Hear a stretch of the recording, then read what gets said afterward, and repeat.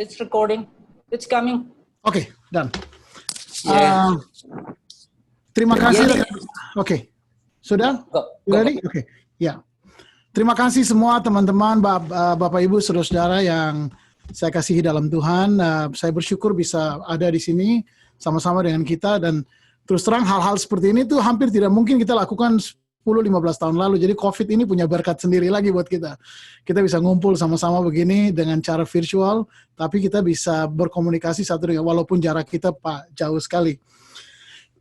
Seperti yang Pak Doni sampaikan, memang perjuangan di Amerika itu tidak pernah mudah ya. Orang-orang yang tahu tinggal di Amerika itu tidak semudah yang dipikirkan. Ada waktu tertentu di mana saya karena memang mungkin di Asati sudah biasa bakti kampus dan segala macam. Saya sampai di sini saya jadi janitor. Janitor itu apa? Orang yang bersih-bersihkan gereja. Ya, cleaning service. Cleaning service. Jadi saya pernah lakukan semua itu. Jadi training saya di saat itu menolong sekali. Dan terus terang saya sudah banyak sekali lompat dari institusi pendidikan yang berbeda-beda. Tapi hubungan saya dengan saat itu seperti apa ya? Tidak mungkin dilepaskan begitu rasanya, gitu kan? Attachment saya dengan saat itu kuat sekali ketimbang lari dengan seperti APTS. Saya waktu selesai dari APTS, mereka minta saya jadi dosen juga di sana di APTS. Lalu saya ke Claremont, ke Vanderbilt University di kota Tennessee, di kota Nashville, Tennessee itu. Saya habiskan sekitar 7 tahun di sana, which is lebih lama daripada waktu studi saya di Sati. Tapi hubungan saya dengan Sati entah kenapa kuat sekali ketimbang sekolah-sekolah yang lain. Mungkin karena itu istilahnya dalam bahasa Inggris kita bilang formative years ya. Tahun-tahun formatif itu tahun-tahun pembentukan saya sebagai seorang hamba Tuhan, sebagai seorang pengajar, sebagai seorang yang melayani Tuhan itu terbentuk di Sati. Dan saya lihat ada Pak Alex Nonihotu di sini. Dulu saya pernah pelayanan akhir pekan di gerejanya Pak Alex dengan Ibu. Thank you. Ya, dengan Ibu Emi ya. Aduh, jadi lihat mukanya ini, semua orang ini mengingatkan saya kembali kepada semua kenangan masa lalu. Ya. Sekarang saya mengajar di sekolah yang namanya Portland Seminary. Itu bagian dari universitas yang namanya George Fox University.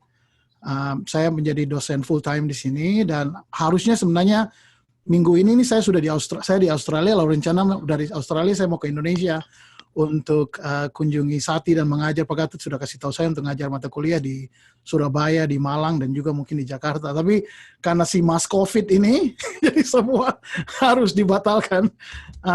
Tapi saya bersyukur masih bisa berjumpa dengan Bapak Ibu sekalian. Alright, saya akan mau bawa satu bahan yang diminta oleh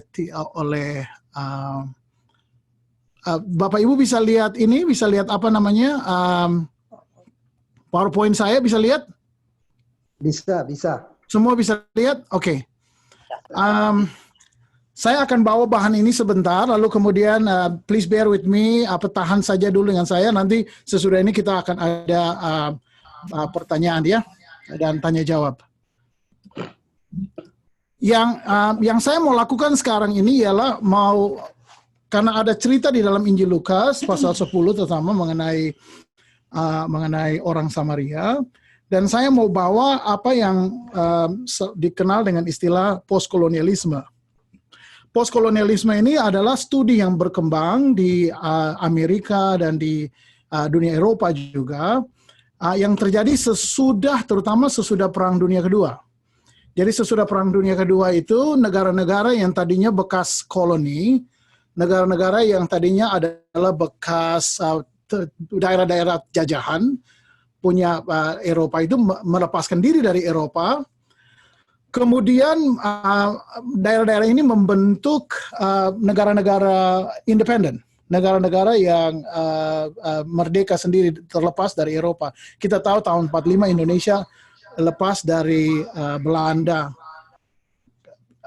Lalu kemudian Belanda mau coba lagi untuk ambil Indonesia, tapi nggak bisa sama sekali. Nah, postkolonialisme muncul karena walaupun sesudah masa kemerdekaan dari banyak sekali negara-negara non-Eropa, ternyata kekuasaan Eropa itu masih cukup kuat gitu di mana-mana. Sampai di Indonesia juga seperti itu. Kita masih nonton film-film film-film Hollywood. Kita masih menganggap bahwa orang putih itu lebih tinggi dari kita. Kita masih merasa bahwa bahasa Inggris lebih baik dari bahasa kita. Jadi pengaruh kolonialisme itu kuat sekali dalam psyche kita, di dalam kejiwaan kita sebagai orang-orang yang terjajah sekian lama. Yang melihat segala sesuatu yang berasal dari Eropa, yang berasal dari dunia Barat itu sebagai lebih baik daripada yang punya kita, gitu.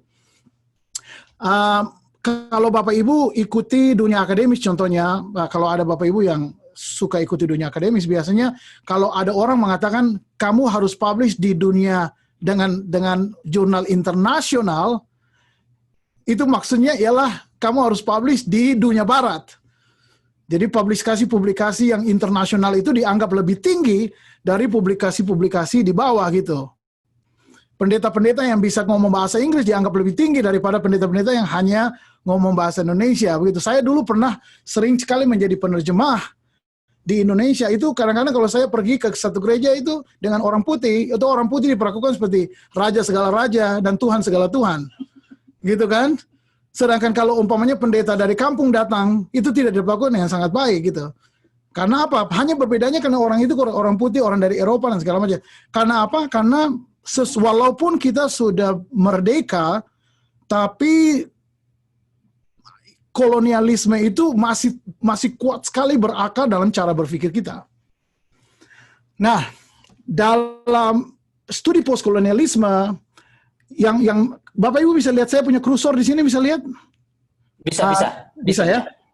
Dalam studi postkolonialisme itu ada dua hal yang dilakukan. Yang pertama ialah mereka menganalisa kekuasaan. Hubungan antara metropol ini pusat kekuasaan, yaitu apa? Eropa, Amerika terutama sekarang, dan periferi, orang yang tinggal di pinggiran.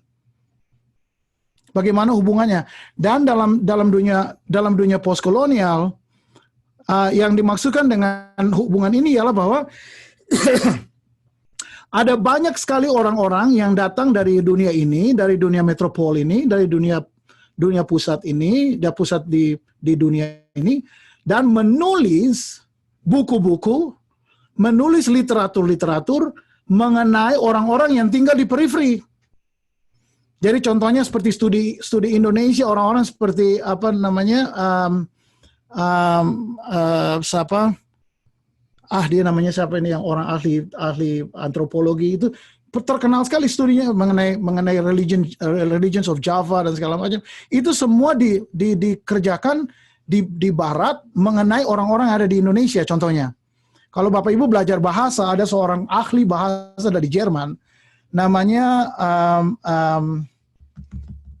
von Humboldt, Wilhelm von Humboldt. Yang hidup kira-kira abad 19, dia menulis 4 volume buku mengenai bahasa, dan saya tidak tahu Bapak Ibu tahu atau tidak, tapi volume 1, volume 2, volume 3, itu semuanya adalah pembahasan mengenai bahasa Jawa. Jadi orang-orang ini menulis mengenai apa yang ada di dunia periferi, ini dunia non-barat.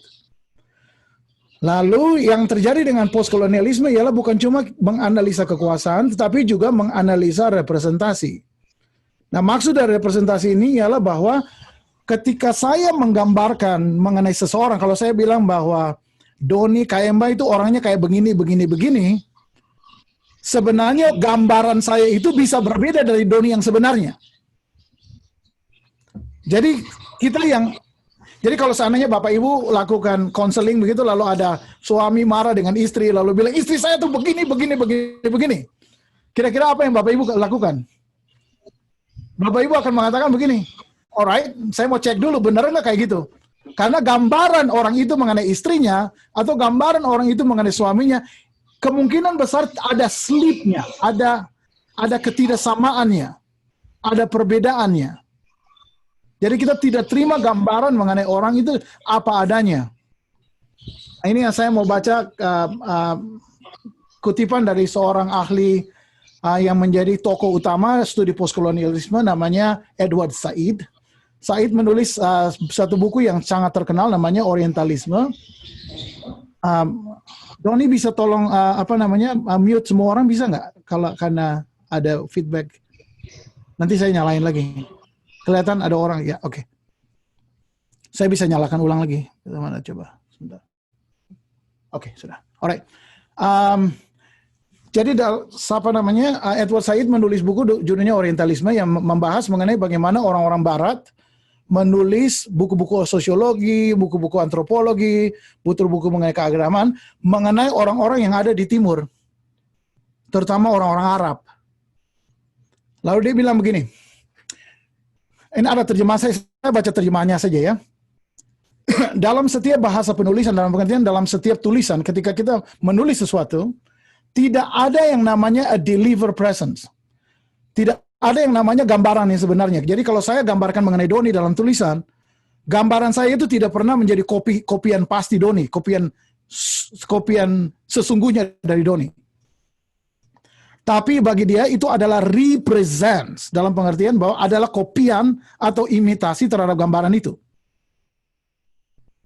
Karena itu nilai keefektifan, kekuatan, dan kebenaran yang terlihat dari pernyataan tertulis mengenai the Orient, mengenai orang yang ada, orang-orang Arab, orang-orang Timur ini, tergantung sekali dan tidak tergantung secara instrumental kepada the Orient yang sebenarnya. Does it make sense? Bisa make sense?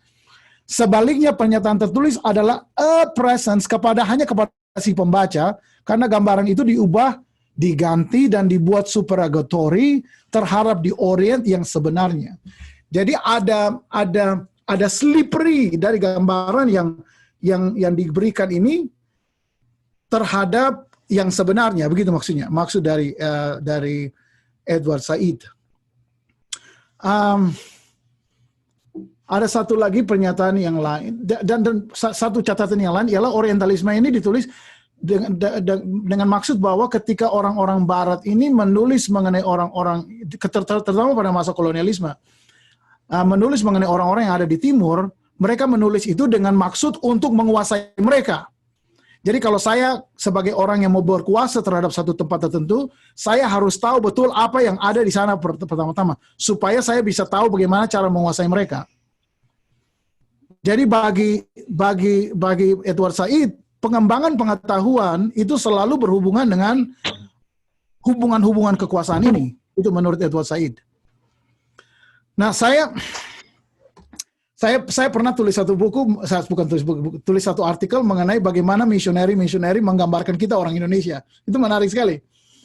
Saya pernah pergi ke archive tempat penyimpanan surat-surat newsletter yang dikirim oleh misioneri. Kalau Bapak Ibu tahu misioneri itu biasanya kalau mereka datang ke Indonesia, mereka biasanya tulis surat ke Amerika, ke orang gereja-gereja yang mendukung mereka untuk menjelaskan mengenai pelayanan mereka di Indonesia.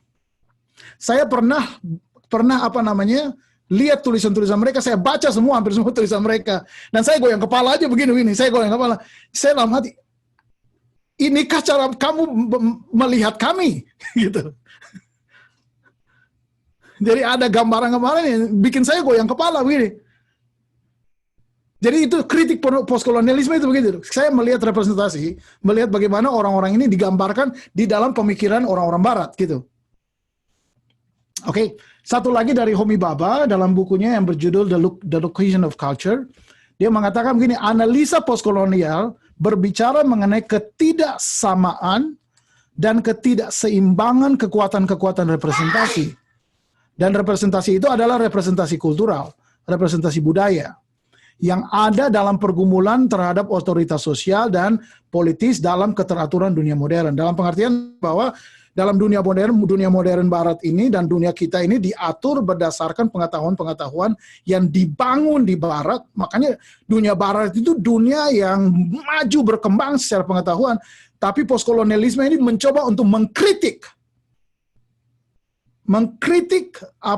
pengetahuan yang dibangun di dunia Barat dan mengatakan bahwa apa yang kamu bicara mengenai orang-orang yang ada di Timur, studi-studi antropologi, studi-studi sosiologi, studi-studi agama, kalau Bapak Ibu tahu orang-orang sosiolog itu apa antropolog itu kadang-kadang kalau mereka mau belajar mengenai suku Timika contohnya begitu, mereka datang dan tinggal dengan orang Timika lalu mereka pulang mereka tulis mengenai orang Timika. Atau orang Papua contohnya begitu secara umum. Nah, postkolonialisme mengatakan bahwa kita harus melihat dulu bagaimana cara mereka menggambarkan orang-orang ini. Kadang-kadang ada slippery. Contohnya buku The Peace Child. Contohnya begitu. Sudah pernah dengar itu? Buku Peace Child. Ada beberapa orang Papua yang tidak terlalu senang dengan buku itu. Ya. Karena menggambarkan orang-orang Papua sebagai orang-orang yang suka dengan pengkhianatan dan segala macam. Jadi itu yang terjadi dengan post-colonial studies. Itu jadi post-colonial studies itu respon dari orang-orang di periphery, orang-orang di pinggiran terhadap apa yang dibicarakan di pusat pengetahuan sana mengenai orang-orang yang ada di sini. Alright? Nah, oleh karena itu tugas post-colonial criticism itu ini. Satu, menganalisa cara colonizer, cara si penjajah ini, cara orang-orang ini berpikir dan membangun pengetahuan mengenai colonized subjects, mengenai orang-orang yang dijajah. Itu pertama. Jadi mereka menganalisa cara orang ini berpikir dan cara ini orang itu menggambarkan orang-orang yang ada di periphery ini. Dan yang kedua bukan cuma menganalisa tetapi juga mengkritik gambaran tersebut.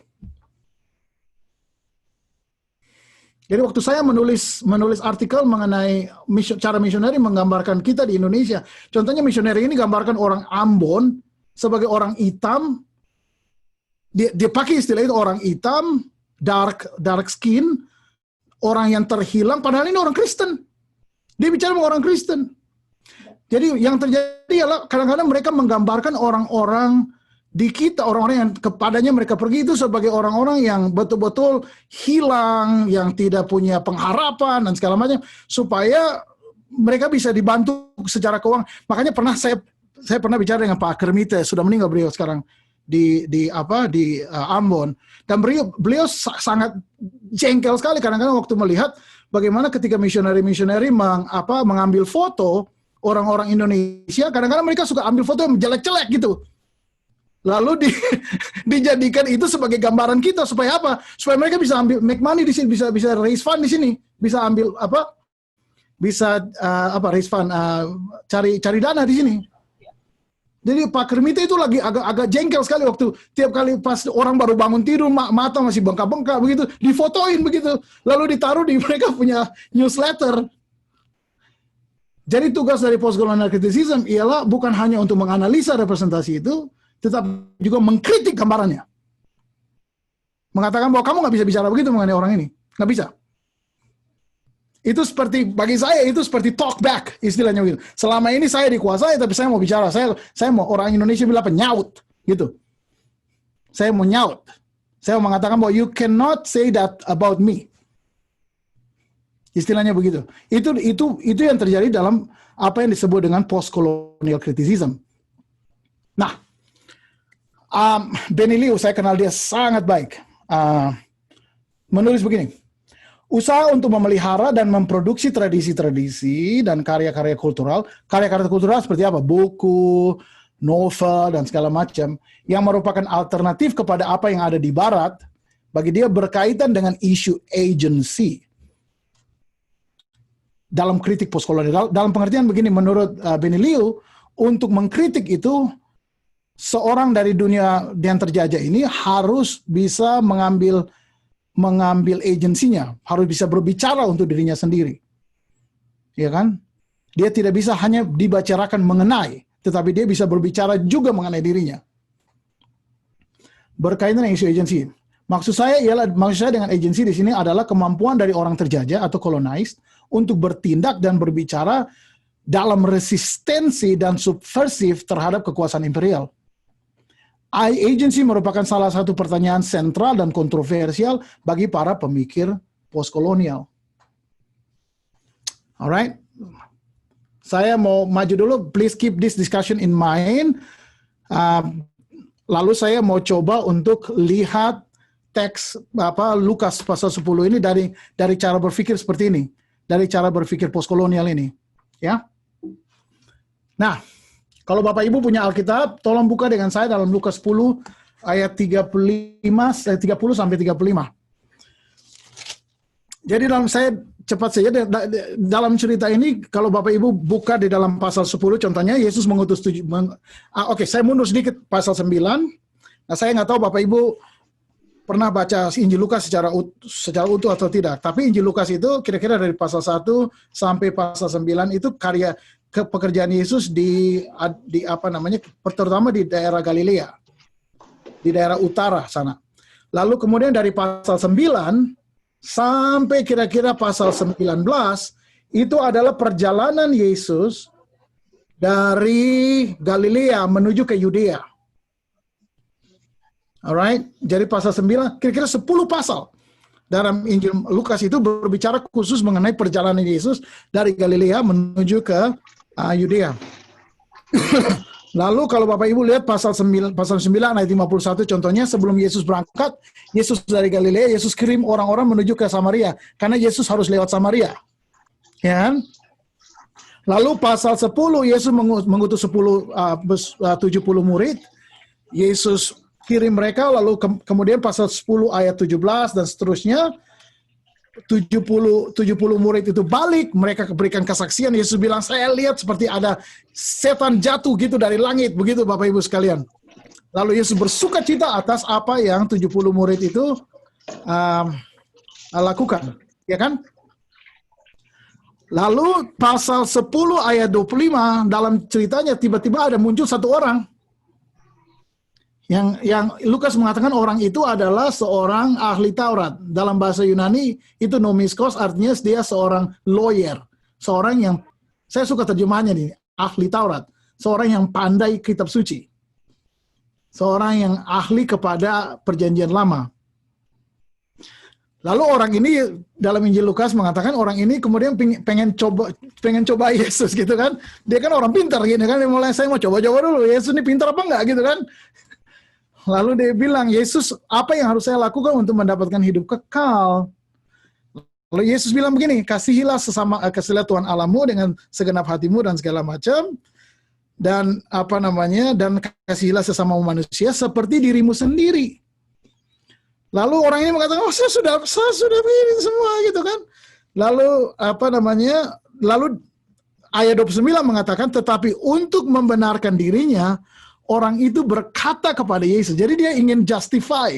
Dia ingin benarkan dirinya, ya kan? Lalu dia bilang kepada Yesus, siapakah sesamaku manusia? Nah, dia tanya Yesus, siapa itu my neighbor dalam bahasa Inggris? Who is my neighbor? Siapa sesamaku manusia, ya kan? Daripada Yesus ini menarik sekali. Yesus bukan memberikan argumentasi filosofis, argumentasi teologis, sosiologis. Yesus tidak bikin semua itu. Yang Yesus bikin apa, Bapak Ibu? Yesus lempar cerita. Iya kan? Dan ini menarik sekali cerita Yesus. Cerita Yesus begini kira-kira. Adalah seorang yang turun dari Yerusalem, ya kan? Ke Yeriko, ia jatuh ke tangan penyamun-penyamun yang bukan saja merampoknya habis-habisan, tapi juga memukulnya, dan sesudah itu pergi meninggalkannya setengah mati.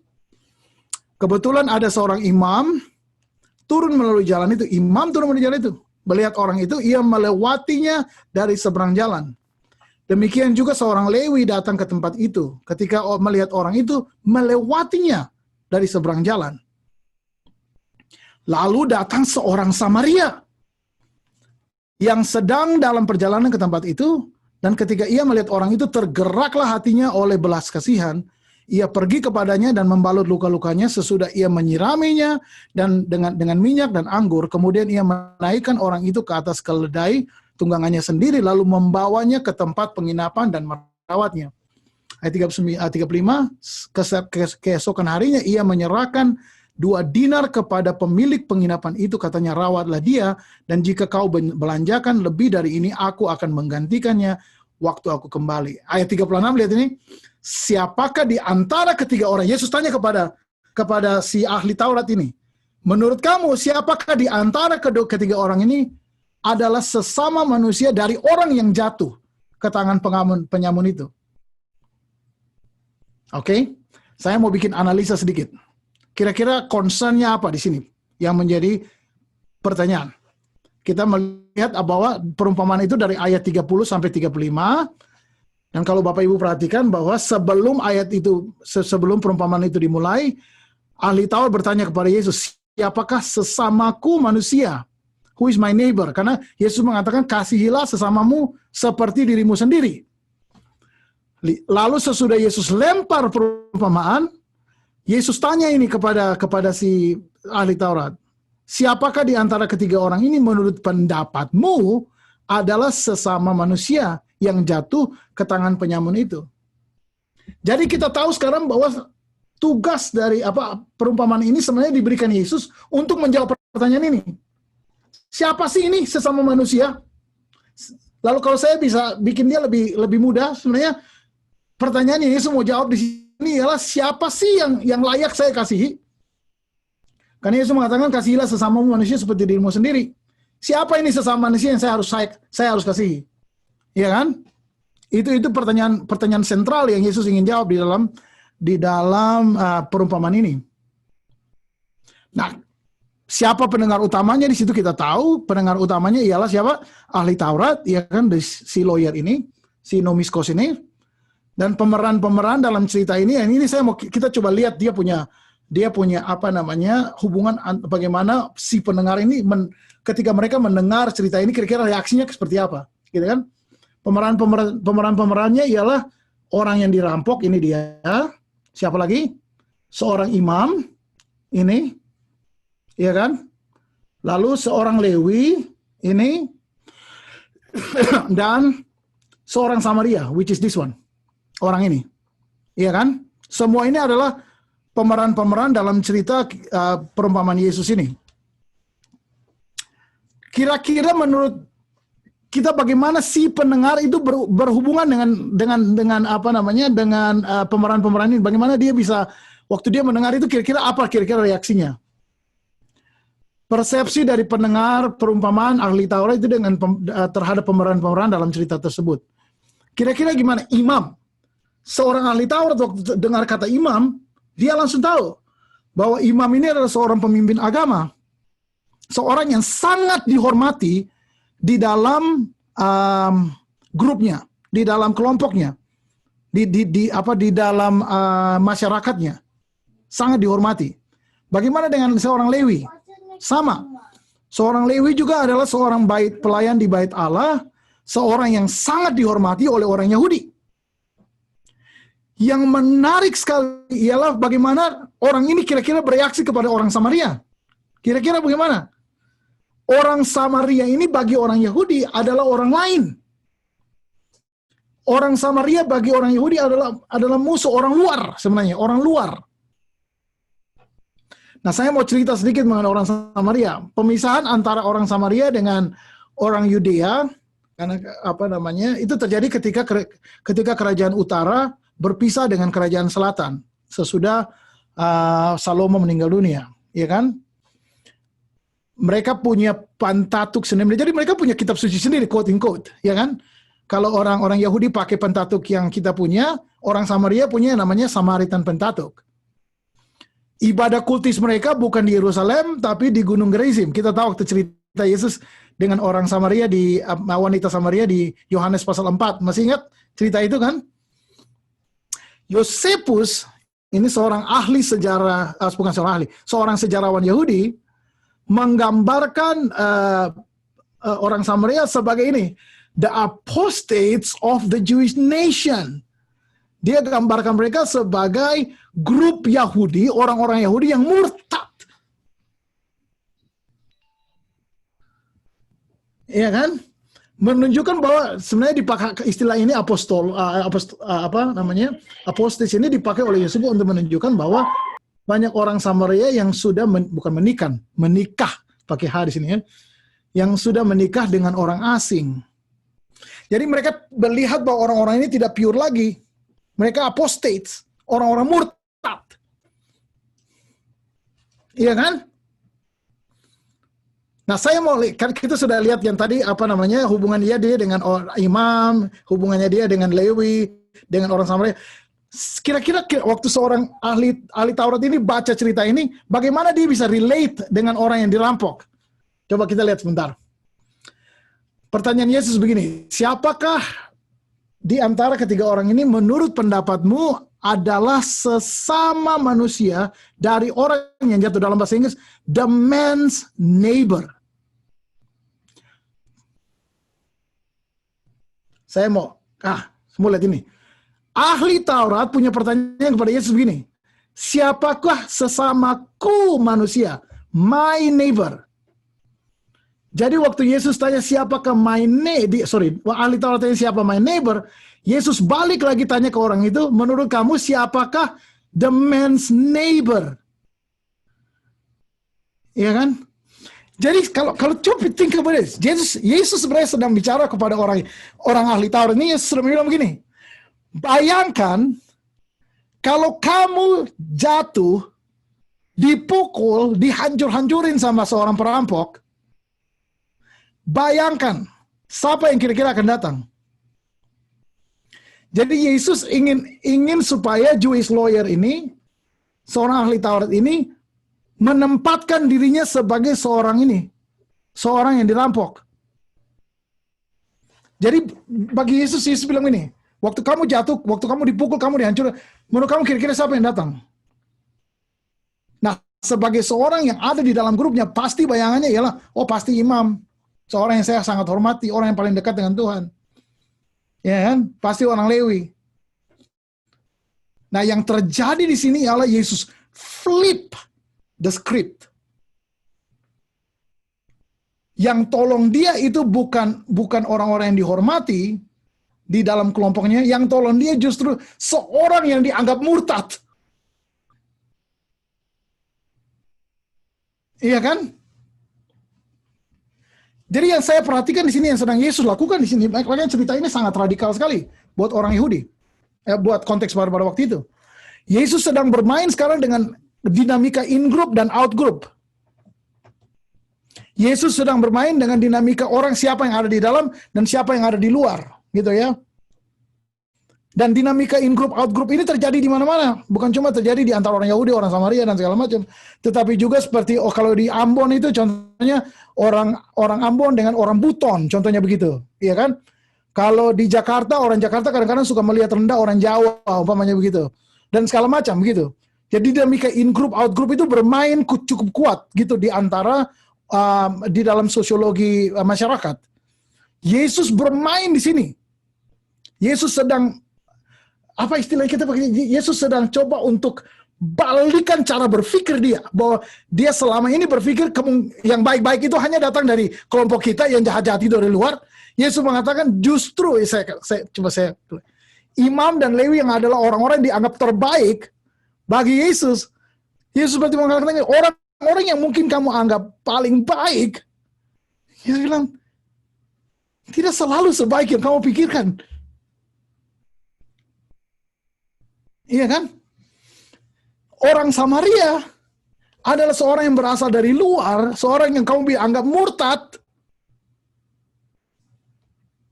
orang yang kamu anggap tidak baik, orang yang makanya saya suka judulnya itu, orang Samaria yang terhilang. Orang yang kamu anggap lost, orang yang kamu anggap seorang asing, orang yang berbeda agama, orang yang berbeda suku, oleh karena itu tidak layak kamu kasihi. Yesus bilang, orang itu tidak seburuk yang kamu bayangkan. Yesus bilang. Nah, ini terus terang bagi pendengar masa itu cukup shocking gitu. Karena Yesus flip. Jadi narasi yang saya bilang balik lagi ke sana, yang saya dari kacamata postkolonial, apa yang Yesus coba lakukan di sini ialah satu, Yesus menentang dominan naratif atau cara berpikir dominan mengenai orang-orang Samaria pada waktu itu. Yang kita lihat dari gambaran yang ada yang dibuat oleh Yosefus tadi itu contohnya. Bukan cuman itu, Yesus flip naratifnya. Yesus balikin naratifnya. Yang selama ini kamu anggap apostate itu orang-orang durhaka, itu orang-orang yang sudah murtad itu, Yesus flip dan mengatakan orang itu justru orang baik, bukan orang yang kamu anggap baik di dalam kelompokmu itu. Dan membalikkan persepsi tersebut dan mengajukan pemahaman baru. Makanya apa namanya, perumpamaan ini dalam bahasa Inggris kita bilang sangat unsettling, membuat orang tidak nyaman begitu, sangat tidak nyaman. Saya mau flip dia sedikit ceritanya kalau saya aplikasikan dia pada masa kini. Coba dengarkan ini kira-kira. Ada seorang mahasiswa Sati yang turun dari Lawang ke Singosari, ya kan? Jatuh ke tangan penyamun-penyamun yang bukan saja merampoknya habis-habisan, tapi juga memukulnya dan sesudah itu meninggalkan setengah mati. Kebetulan ada seorang gembala sidang GHC, apa saya nggak tahu, saya nggak mau kasih tahu namanya. Ya kan, seorang hamba Tuhan GSA turun melalui jalan itu, tapi ia melewatinya dari sebelah jalan. Dia nggak pusing, dia jalan saja, dia nggak pusing. Nah, mahasiswa saat ini pasti pikir yang pasti orang yang calon paling tinggi untuk bisa tolong dia sebenarnya pendeta GSA ini. Yesus bilang justru enggak, bukan pendeta GSA yang tolongin dia.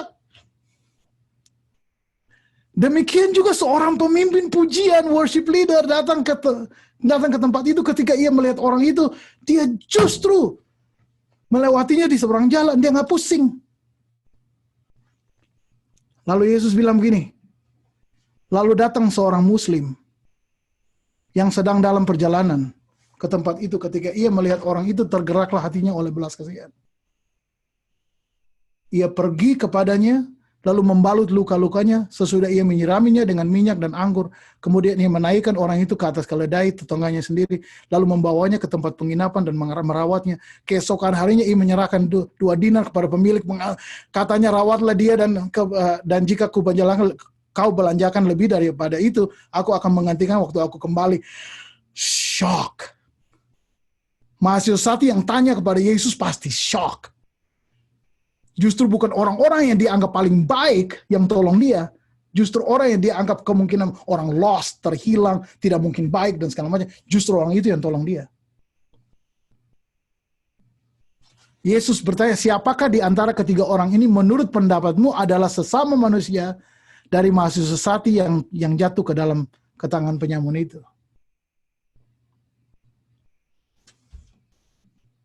Putting it differently, siapa yang patut dikasihi? Jadi kalau kita mau kasih orang, kita biasanya hanya kasih orang yang ada in group di dalam. Saya masih ingat itu ketika orang membuat sumbangan-sumbangan kasih itu, kita bilang harus kasih sumbangan kasih kalau dia terima Yesus dulu. Kalau dia belum terima Yesus, saya tidak akan kasih. Karena dia outsider. Yesus flip naratif itu. Yesus bilang kamu nggak bisa dengan naratif. Bukan hanya orang yang di dalam yang kamu layak kasih. Bukan hanya orang dari dalam yang kamu anggap lebih baik. Jadi apa yang sedang Yesus coba ajarkan mengenai mengasihi sesama, loving your neighbor here, di sini. Yesus seperti bilang begini, it is easy, gampang sekali, to love people from within your group. Gampang sekali untuk bantu orang yang ada dalam dalam grupnya sendiri, kelompokmu sendiri. People who look like you, people who think like you, people who talk like you, or people who worship like you. It is even easier, bahkan lebih gampang lagi, menurut Yesus, to love the best representation, orang-orang yang terbaik. Orang-orang yang dianggap seperti good guys, orang-orang yang baik dalam grupmu sendiri, within your group. Tapi Yesus bilang ini, the truest expression of loving your neighbor is to love those who are outside your group. Orang yang di luar itu. Those who look different from you. Those who you might deem as bad. Orang-orang yang kamu mungkin anggap, kamu punya persepsi yang negatif mengenai orang itu. It is to love your enemies.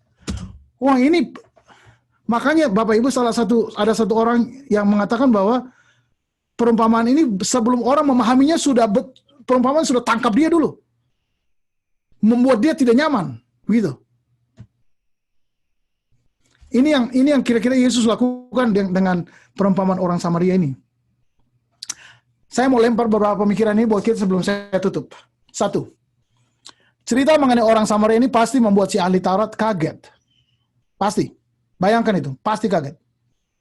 Yesus bukan mengatakan bahwa dia harus jadi seperti orang Samaria. Kadang-kadang kita pikir bahwa kita harus jadi orang Samaria. Bukan. Itu bukan poin Yesus. Tapi poin Yesus ialah orang Samaria yang kamu anggap murtad itu, yang kamu anggap buruk itu, yang kamu anggap jelek itu, justru lebih baik dari imam dan orang Lewi yang sangat kamu hormati. It's very unsettling, right? Very unsettling. Yang kedua, saya mau lempar itu buat kita dulu. Poin kedua saya mau lempar. Perbedaan selalu menjadi sumber konflik. Apapun perbedaan itu, perbedaan pendapat, perbedaan ras, perbedaan ekonomi, perbedaan gender, perbedaan apa lagi, perbedaan teologi, selalu menjadi sumber konflik. Pernah Bapak Ibu ketemu pasangan yang berantem lalu bilang, kami berantem karena kami sama. Pernah nggak? Nggak pernah. Nggak pernah. Iya kan? Kami berantem karena apa? We are different. Dia maunya begini, sama maunya begini. Jadi difference itu, perbedaan itu selalu menjadi sumber konflik. Selalu. Tapi Yesus bilang gini, Yesus menjadi seorang yang bukan membuat konflik itu menjadi sumber konflik, tetapi Yesus adalah seorang yang menjembatani. Dalam bahasa Inggris saya suka, Yesus adalah border crosser, dalam pengertian bahwa Yesus itu cross border. Saya masih ingat waktu saya mau pergi ke sekolah yang namanya Claremont School of Theology. Bapak Ibu tahu ini sekolah itu termasuk salah satu paling liberal di Amerika. Itu semua orang di Indonesia, bukan semua, saya terlalu berlebihan. Banyak orang di Indonesia yang takut-takutin saya. Bilang bahwa orang-orang itu pasti akan racuni pikiran kamu, orang-orang itu pasti akan ya kan, karena liberal dan segala macam. Karena takut, karena mereka tidak pernah ketemu dengan orang-orang itu. Yang Yesus lakukan ialah bukan Yesus lihat orang dari jauh lalu mengatakan orang-orang itu jahat, tidak akan terhilang dan segala macam. Yesus justru kalau kita lihat di dalam Injil Yohanes menarik sekali. Dalam bahasa Inggris, dalam bahasa Indonesia juga sama. Waktu Yesus turun dari Galilea menuju ke Judea, dalam Yohanes pasal 4 dikatakan Yesus harus. Kata harus itu menarik sekali. Yesus harus melewati. Sebenarnya tidak harus. Tapi Yesus mau melewati itu, Samaria. Jadi Yesus cross itu, borders of difference itu. Yang berbeda itu, Yesus cross. Yang ketiga, pengajaran Yesus bukan hanya mengenai kesalahan pribadi. Jadi waktu ditanya mengenai siapa sesama manusia, Yesus bukan hanya bicara mengenai kesalahan pribadi kita, tapi juga perubahan struktur sosial dan imajinasi sosial kita mengenai orang lain. Ini radikal sekali ajaran Yesus. Makanya Yesus itu seorang yang membuat orang-orang yang hidup pada abad pertama itu sangat tidak nyaman dengan Yesus. Dan yang keempat, saya mau kasih lempar ini buat kita. Bahwa kekristenan bukan hanya mengenai memisahkan diri dari dunia ini, tetapi juga kekristenan berbicara mengenai keterlibatan kita di dalam dunia ini untuk membawa kasih di dalam konflik kemanusiaan. Alright, I close with that, and then we can have conversation after this. Thank you very much. Terima kasih. Wow, terima kasih, Brother Pendeta Eka Putra, luar biasa. Saya semua bisa dengar ya? Oke, saya dari tadi menyimak. Yang paling saya amati adalah wajah partisipan selama mengikuti webinar tadi itu atau Zoominar ini banyak yang berkerut. Nah, saya menduga bahwa saudara sedang menyimpan banyak pertanyaan. Ya, itu dugaan saya. Ya. Nah, saya tidak perlu review atau ulang semacam summary-nya, nggak perlu. Langsung aja kita ke sesi diskusi karena waktu kita sudah 11.54, di sini sudah 54 menit. Ada beberapa pertanyaan yang sudah masuk. Ya. Saya akan bacakan yang pertama itu dari Mbak Endah. Mbak Endah Kristina, pertanyaannya begini. Langsung nanti saya related ke Bung Eka ya. langsung dijawab. Ya.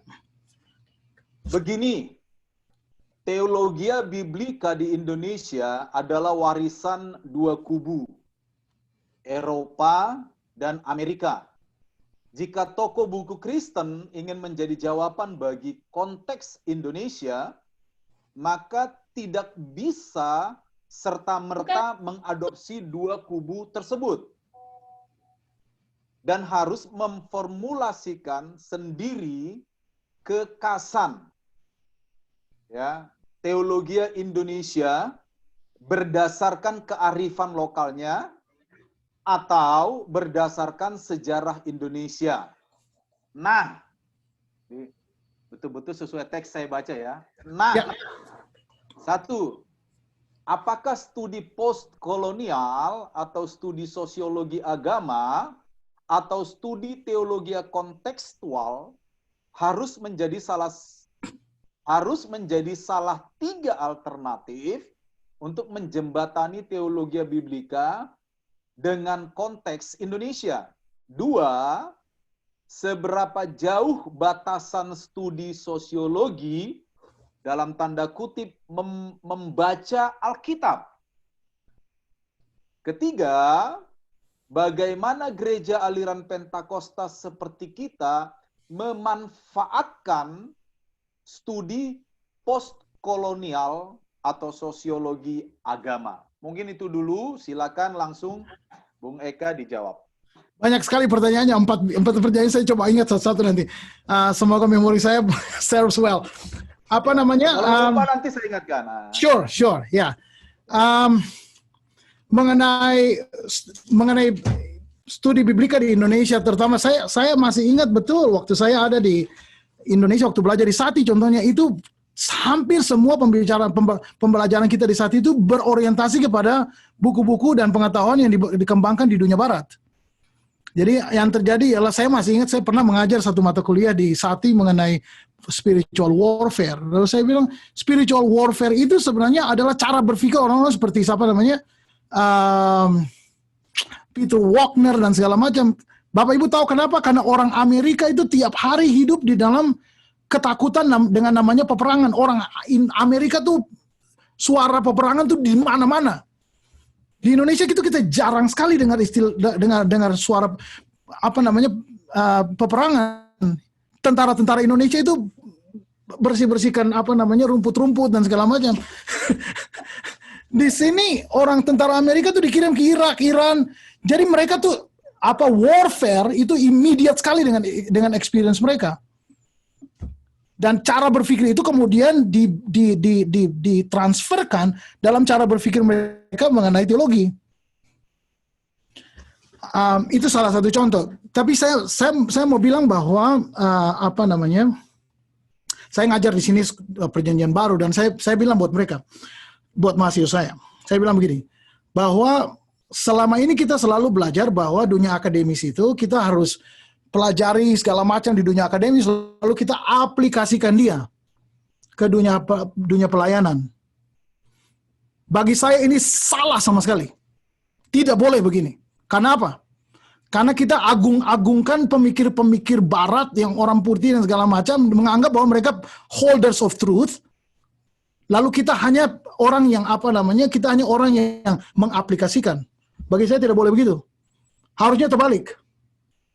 Kita harus bawa pergumulan kita di jemaat kita, di masyarakat kita, di orang-orang di sekitar kita, bawa itu ke dunia akademis. Jadi saya tidak percaya bahwa kita harus pelajari dulu synoptic problem kalau di dalam studi biblika kan, synoptic problem yang pakai Matius, Lukas atau ada Q dan segala macam. Bapak Ibu tahu kalau kita khotbah mengenai itu di jemaat kita, tidak ada orang yang bisa relate dengan kita. Karena apa? Karena di Indonesia kita tidak pusing dengan itu sama sekali. Siapa yang pusing dengan itu? Orang-orang Jerman yang pusing dengan itu. Makanya itu German scholarship. Lalu kita berpikir bahwa seorang ahli Alkitab harus tahu semua itu, lalu ajarkan itu ke jemaat. Bagi saya nggak boleh. Kita harus balikin arahnya. Kita harus lebih concern Makanya saya lebih hargai terus terang papi saya yang tidak punya pendidikan terlalu tinggi. Saya hargai dia, cara dia baca Alkitab. Dia pernah bilang buat saya begini, Eka, Roh Kudus itu, katanya dia bilang gitu, tidak perlu bahasa Yunani. Saya goyang kepala, waktu itu saya pikir ini orang nih naif betul, saya bilang saya goyang kepala begini. Sekarang justru terbalik. Justru saya pikir, justru saya yang dulu saya pikir, sekarang ini saya pikir saya yang dulu itu yang naif justru. Karena saya berpikir bahwa yang jago-jago Alkitab ini harus kita ikuti pemikiran mereka, lalu kita aplikasikan ke bawah sini, bagi saya tidak bisa. Kita harus gumuli masalah-masalah sosial kita, pertanyaan-pertanyaan yang muncul di dalam pelayanan kita, masing-masing kita punya pertanyaan berbeda, konteks yang berbeda-beda, dinamika sosial yang berbeda-beda, ya kan? Di Ambon punya dinamika sosial yang berbeda dengan orang-orang di Papua, dengan orang-orang di Batak, di di Jawa, itu berbeda semua. Kita nggak bisa pakai apa yang ada di Amerika, contohnya lalu kita taruh di Jawa, nggak bisa. Makanya saya terus terang agak terganggu sekali dengan orang-orang yang pakai seperti Rick Warren punya buku begitu lalu pakai untuk jadi bahan karena kenapa sampai Rick Warren sangat concern dengan semua itu, karena itu pergumulan sosial di Amerika mengenai purpose driven life. Lalu kita anggap bahwa semua pergumulan Amerika itu pergumulan semua orang. Enggak, itu cara berpikir yang sangat kolonial. Jadi bagi saya sebenarnya harus terbalik. Makanya saya semakin tinggi saya belajar, semakin saya menghargai orang-orang seperti papi saya yang ada dulu sebelum dia meninggal. Cara berpikir dia bahwa kita harus gumuli pergumulan jemaat yang ada sekarang, kita harus lihat. Lalu kita baca teks kita berdasarkan itu, pergumulan itu. Lalu kalau saya sebagai seorang akademis, kalau saya mau bawa itu, saya bukannya bawa yang akademis ke dunia pengembalaan, saya justru harus terbalik, harus bawa pergumulan ini ke dunia akademis. Nah, disitulah saya bilang bahwa saya nggak tahu berapa banyak di antara kita yang mau masuk dunia akademis. Saya walaupun kaki saya satu ada dunia pengembalaan, kaki saya lebih banyak di dunia akademis.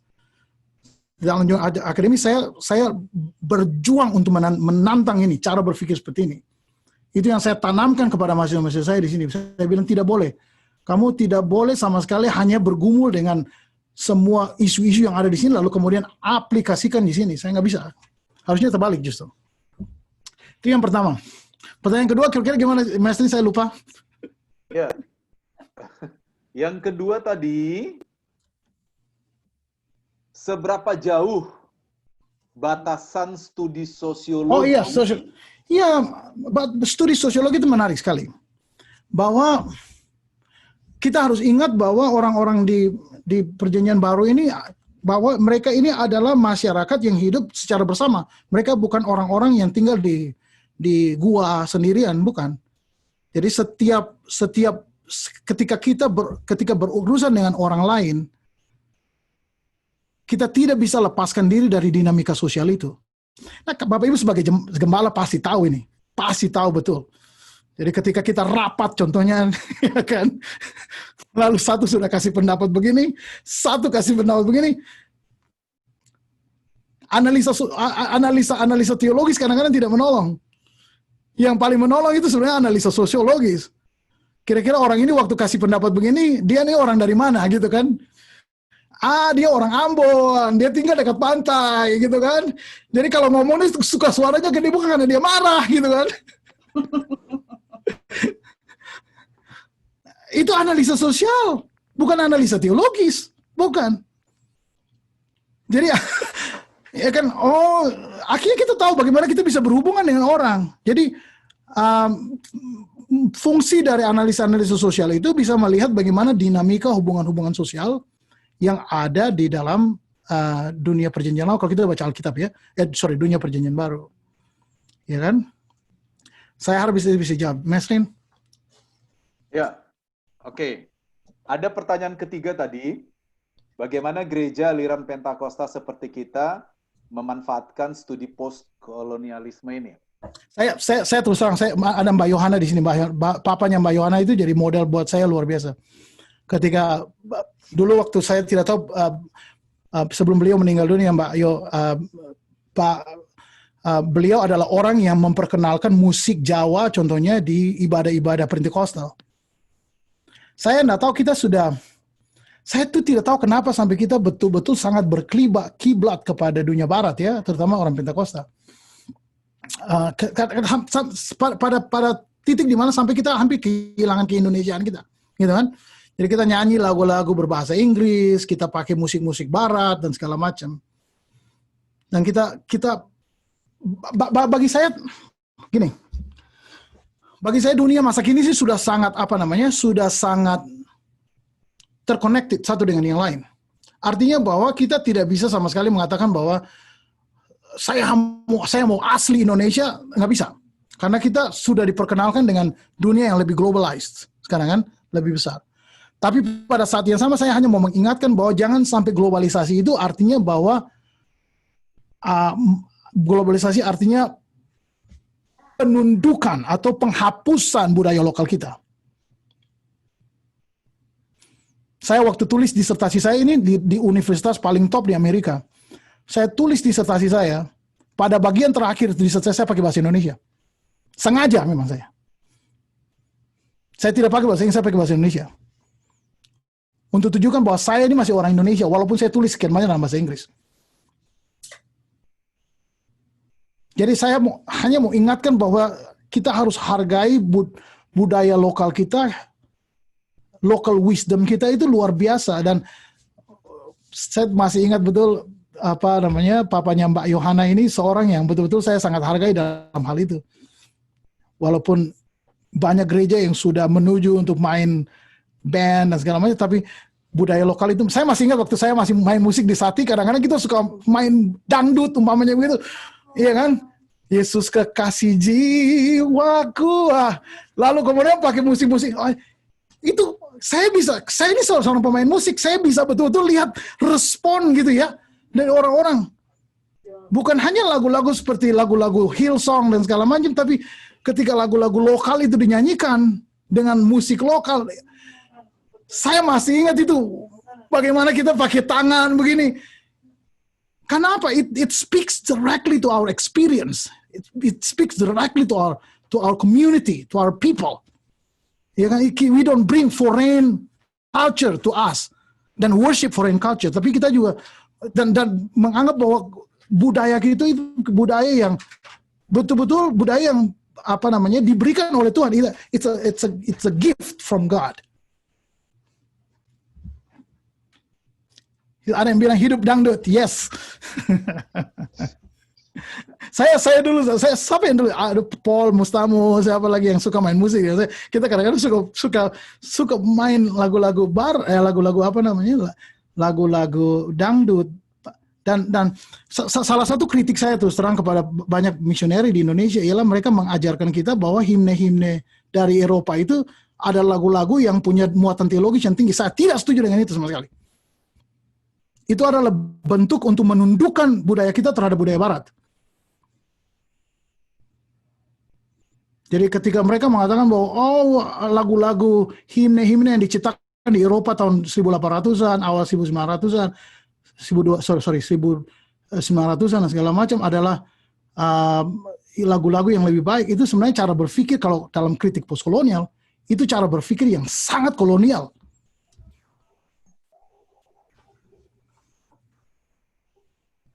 Oke. Yep. Oke. Wow. Saya kira sudah bisa ditangkap dengan baik ya Pak Yu ya, karena tadi cukup panjang. Jadi saya langsung kepada pertanyaan berikutnya ini dari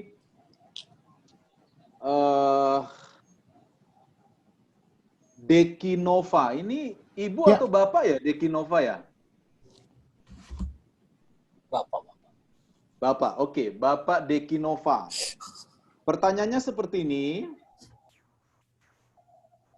Mohon konfirmasinya. Ya.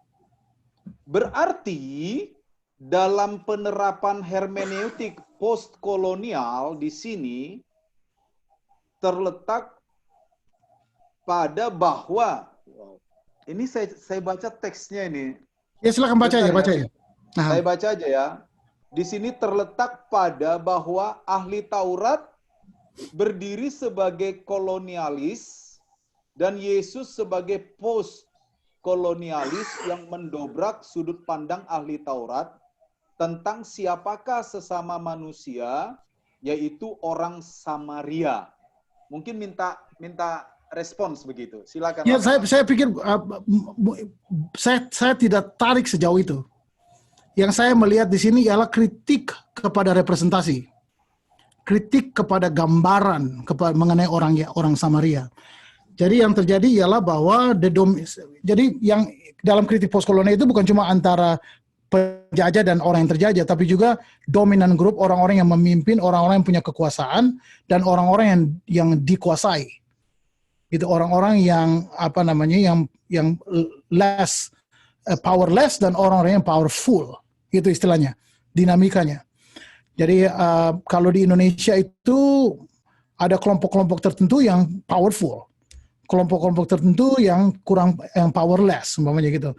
Kalau orang-orang Papua datang ke Jawa, contohnya mereka menjadi orang-orang yang powerless, ya kan? Dan mereka diperlakukan dengan cara yang tidak baik sama sekali. Contohnya di Jogja dan segala macam diperlakukan yang sangat tidak baik. Mereka tidak punya. Tapi flipnya, narasinya bisa terbalik ketika orang yang minoritas itu ada di tempat. Jadi dinamikanya itu lebih banyak bukan cuma dinamika antara Barat dengan Timur, tapi dinamika antara yang powerful dan yang powerless gitu. Yang powerful adalah orang yang punya kemampuan untuk menggambarkan orang yang powerless. Jadi ya itu yang terjadi di dinamika ini. Jadi dan juga bukan cuma itu, tapi dinamika antara self dan other. Antara diri sendiri dan yang lain, kelompok inside dan outsider. Itu yang saya mau bermain di situ di dalam pembacaan saya kepada cerita mengenai perumpamaan ini. Baik. Ada satu pertanyaan dari Pak Marbun, tetapi Pak Marbun ingin memperdengarkan langsung suaranya. Silakan. Pak Saur Tua Marbun, bukan Pak Domu Marbun ya. Karena di sini ada dua Marbun yang saya kenal. Tapi Pak Marbun tolong 1 menit tidak lebih dan langsung nanti direspon ya Pak Eka ya. Boleh. Silakan. Mana Pak Marbun, saya lagi lihat videonya. Hai Pak Eka. Pak Marbun. Oh iya, saya lihat. Nah. Senang ketemu, lihat wajah mulai ada Jenny lagi di situ ya. Iya, di belakang lagi ke toilet mungkin. Ya. Memperindah. Jenny memperindah. Oke, Pak Eka, pemaparannya bagus sekali. Kebetulan saya mengikuti program studi S3 Cultural Studies di Universitas Udayana di Denpasar, Bali. Ya. Nah, semua teori-teori yang terlibat dalam pemaparannya Bung Eka tadi itu betul-betul memang powerful ya. Anggap seperti contoh misalnya seperti di Bali atau di India yang ada kasta seperti itu. Ya. Jadi dunia ini seperti terbagi dua, atas dan bawah. Lalu dalam segi sosial mulai terbagi dua, kita dengan mereka, we and others. Mereka dan kita, orang di luar kita, orang di dalam kita. Jadi selalu ada pembagian-pembagian seperti itu. Nah, kalau saya perhatikan memang akan selalu ada kemungkinan kita tergoda, terbawa arus pemisahan kelas, mereka yang powerful, mereka yang less powerless seperti itu, selalu akan tergoda untuk membangun semacam kekuatan bahwa ini loh, kami ini orang Israel, suku yang superior, sedangkan yang Samaria itu nggak bakalan ada dah apa-apa yang bagus muncul dari situ. Nah, ketika Yesus diperhadapkan seolah-olah orang yang ahli hukum tadi itu sedang mencoba menyisihkan bahwa orang Samaria itu nggak ada apa-apanya. Mereka kan bukan sesama manusia, itu pokoknya nggak masuk golongan, nggak masuk. Orang luar ya. Ya, orang luar itu. Nah, kemudian persepsi itulah yang dijungkir balikan oleh Yesus. Jadi menurut saya jauh sebelum teori-teori kritik sosial muncul abad-abad ini, Yesus itu sudah sangat kritis. Jauh sebelum postkolonialis jadi teori, strukturalis jadi teori. dekonstruksionis dari Derrida muncul, Yesus sudah sangat dekonstruksionis seperti itu. Totally. Jadi saya sangat mengapresiasi Pak Eka sudah berani memaparkan itu, dan kemudian itu sekarang akan masuk menyeruak ke mimbar-mimbar kita di gereja. Cuman ya hati-hati, pelajari dengan baik teori itu sebelum, seperti kata Ibu Endah tadi, sebelum itu kemudian digunakan sebagai cara menafsir, lalu kemudian mengkritisi dan menjungkir balikkan, nanti jemaatnya takutnya kelimpungan gitu loh, mabuk dia. Terima kasih Pak Eka, terima kasih buat moderator. Terima kasih Pak Marbun ya. Saya pikir yang saya tuh terus terang, saya baca semua pemahaman sosiologi dan segala macam ini bukan karena saya tertarik dengan mereka. Saya baca itu karena mereka bicara mengenai pengalaman diri saya. Saya mau terus terang aja buat kita bahwa selama ini saya tuh, dan saya pikir ini pengalaman kita juga banyak ya. Ada satu buku yang ditulis oleh seorang yang namanya Frantz Fanon. Sarto Marbun lagi share ininya. Apa namanya? Fotonya. Pak Saur tua, tolong di ini. Matiin screen-nya, matiin share screen-nya coba. Screen-nya dimatikan, Pak. Coy. Itu bukan dari beta ya. Orang lain punya screen itu. Saya bilang begini aja. Saya teori postkolonial itu ini sekali sama saya karena saya ini nomor satu, saya bekerja sekarang di lingkungan orang Barat. Jadi dinamika power struggle itu jelas sekali kelihatan. Saya dulu terus terang Bapak Ibu, saya mau bicara di depan orang putih itu rasanya takut sekali. Karena ada mentalitas dalam diri saya mengatakan bahwa orang putih itu lebih tinggi, lebih pintar, lebih baik dari saya. Saya masih ingat, kenapa? Karena dalam pengalaman saya ketika saya berurusan dengan banyak orang-orang putih, saya tuh selalu ditaruh di tempat yang di bawah.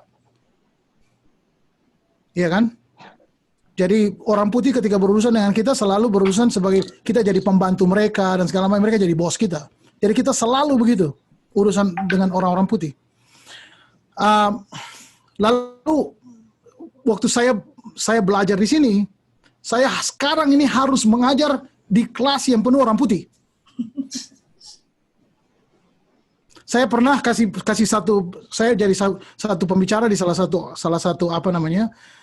satu konferensi akademis namanya AAR, American Academy of Religion. Itu salah satu konferensi paling besar di Amerika. Mereka minta saya jadi satu pembicara di salah satu seksi. Lalu saya bilang buat mereka, kenyataan di mana saya berdiri sekarang, bicara di antara kalian orang putih semua di sini, kebanyakan orang putih, sesuatu yang unthinkable buat saya. Karena selama ini saya sudah menginternalisasi di dalam diri saya bahwa sesuatu yang dari barat itu, yang dari orang kulit putih itu jauh lebih baik dari saya. Nah sekarang saya harus bicara kepada kamu. Bagi saya, teori-teori seperti postkolonial ini menolong saya untuk apa? Untuk mengangkat harga diri saya, dalam pengertian bahwa saya bisa berurusan dengan orang putih bukan sebagai bos, tapi sebagai rekan kerja. Apalagi sekarang saya jadi dosen mereka. Itu lebih dari sekedar hanya sekedar rekan begini. Tapi saya dosen mereka, saya periksa tugas-tugas mereka, saya ajar mereka, saya kasih lecture, saya ajari mereka. Teori-teori ini sangat menolong. Jadi bagi saya begini, terus terang Bapak Ibu, kita sebagai orang Indonesia, kita harus tahu harga diri kita. Jadi kalau kita berurusan dengan orang-orang yang dari luar, dari barat dan segala macam, kita harus perlakukan mereka seperti rekan. Harus. Ngomong mereka, orang bule itu di sini panggil orang tua itu dengan nama saja. Karena di dalam Amerika itu budaya egalitarian itu tinggi sekali di sini. Jadi saya mau dorong kita, jangan sampai kita, dalam bahasa Inggris kita bilang apa? Don't undersell yourself. Undersell. Iya kan? Kita harus, kalau ada tamu datang, perlakukan mereka seperti teman. sebagai orang yang equal dengan kita, sama dengan kita. Oke. Bung Eka tidak haus, semangat sekali nih. Satu botol. Oke. Luar biasa ya, semangat ya.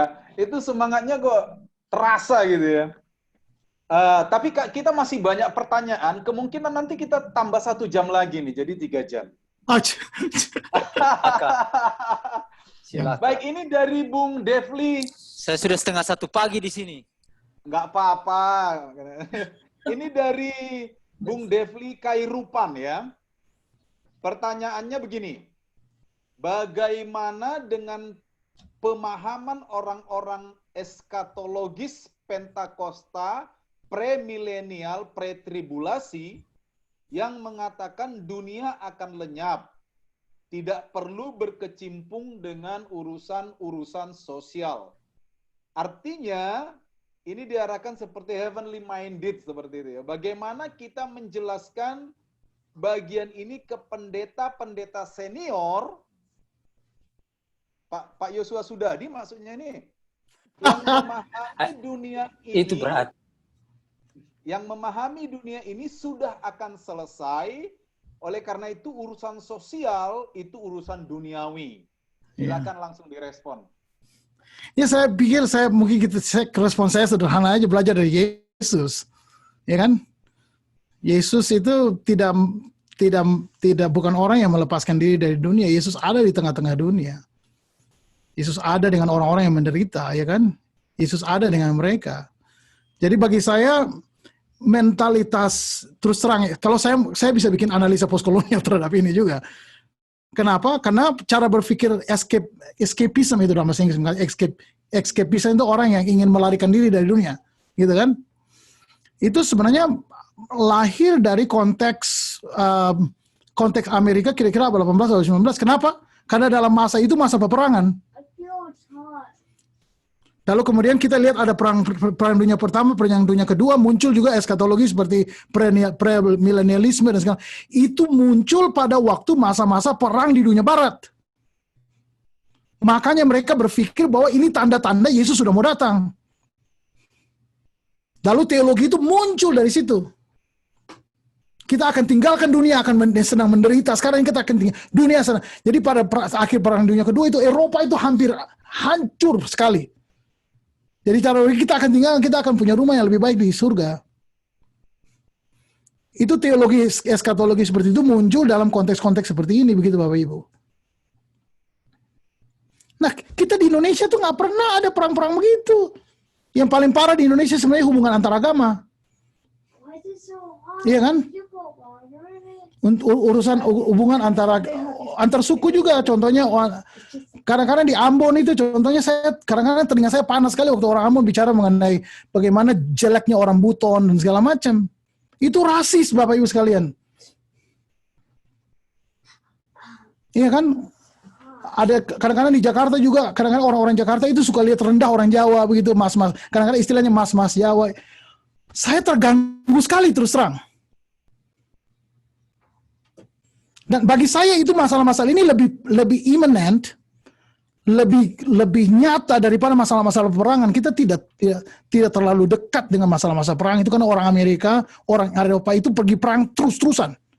Perang terus-terusan. Makanya dalam eskatologi mereka selalu bicara mengenai perang. Saya nggak tahu Bapak Ibu pernah dengar orang-orang bicara mengenai eskatologi Yesus sudah mau datang segala macam.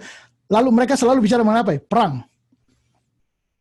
Selalu begitu. Kenapa? Karena pemikiran seperti ini lahir dari konteks di mana dunia sedang porak-poranda karena perang. Jadi Alkitab Derby dan segala macam muncul dari konteks itu. Itu mungkin respon saya ya. Bagi saya lebih baik kita buka mata kita lalu lihat jemaat kita apa yang mereka gumuli. Lalu kita gumuli itu. Daripada kita gumuli apa yang digumuli oleh orang di sini.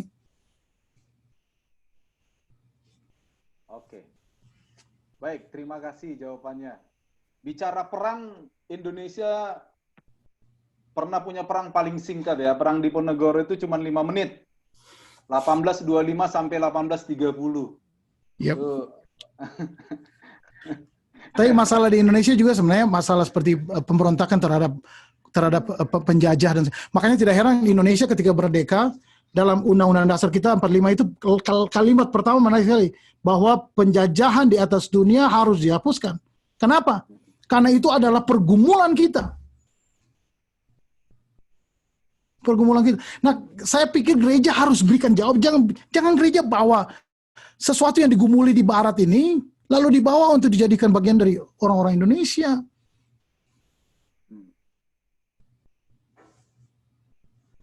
Oke. Saya sadari perbedaan ini karena saya tinggal di tengah-tengah. Sekarang tinggal saya mengajak orang-orang di sini. Ya. Oke, baik. Terima kasih. Saya kira Bung Devli memahami. Sekarang karena masih banyak pertanyaan, saya langsung ke pertanyaan John Manalu, ya Bapak John Manalu. Pertanyaannya seperti ini. Karena itu, dia mengutip ayat dari Galatia 6 ayat 10, karena itu selama masih ada kesempatan bagi kita, marilah kita berbuat baik kepada semua orang, tetapi terutama kepada kawan-kawan kita seiman. Pertanyaannya seperti ini, dalam ayat ini sepertinya ada skala prioritas dalam hal siapa yang harus kita dahulu? Siapa yang harus kita kasihi? Bagaimana respon Pak Eka mengenai ayat ini? Terima kasih langsung. Sebenarnya kita harus pahami ayat ini di dalam konteks di Galatia di mana orang-orang Kristen, orang-orang yang percaya itu adalah orang-orang kelompok minoritas. Mereka orang yang bukan orang yang ada di dominan grup. Jadi contohnya begini, kalau saya ini sebagai orang imigran di sini, saya terus terang ya, saya mengasihi orang-orang Amerika, saya mengasihi mereka. Tapi kalau saya harus tolong yang saya harus dulu, saya akan tolong imigran di sini betulan. Karena saya tahu pergumulan orang-orang imigran di sini, saya tahu betul. Itu kira-kira seperti itu. Jadi kalau ada orang, saya Bapak Ibu, kalau ada orang-orang Indonesia yang foto dengan segala macam indah-indah dan segala macam di Amerika itu representasi. Kadang-kadang mereka tunjukkan gambar-gambar yang sebenarnya terlalu berlebihan. Kadang-kadang saya perhatikan. Doni tahu itu. Amin. Banyak orang Indonesia yang sebenarnya bergumul luar biasa di Amerika. Bergumul luar biasa di sini. Jadi saya pikir teks itu berbicara mengenai bagaimana kita memperhatikan orang-orang yang terpinggirkan, istilahnya. Orang-orang yang terpinggirkan. Orang-orang yang ditinggalkan, orang-orang yang bahasa Inggris kita bilang apa? Despised. People who are despised by their communities.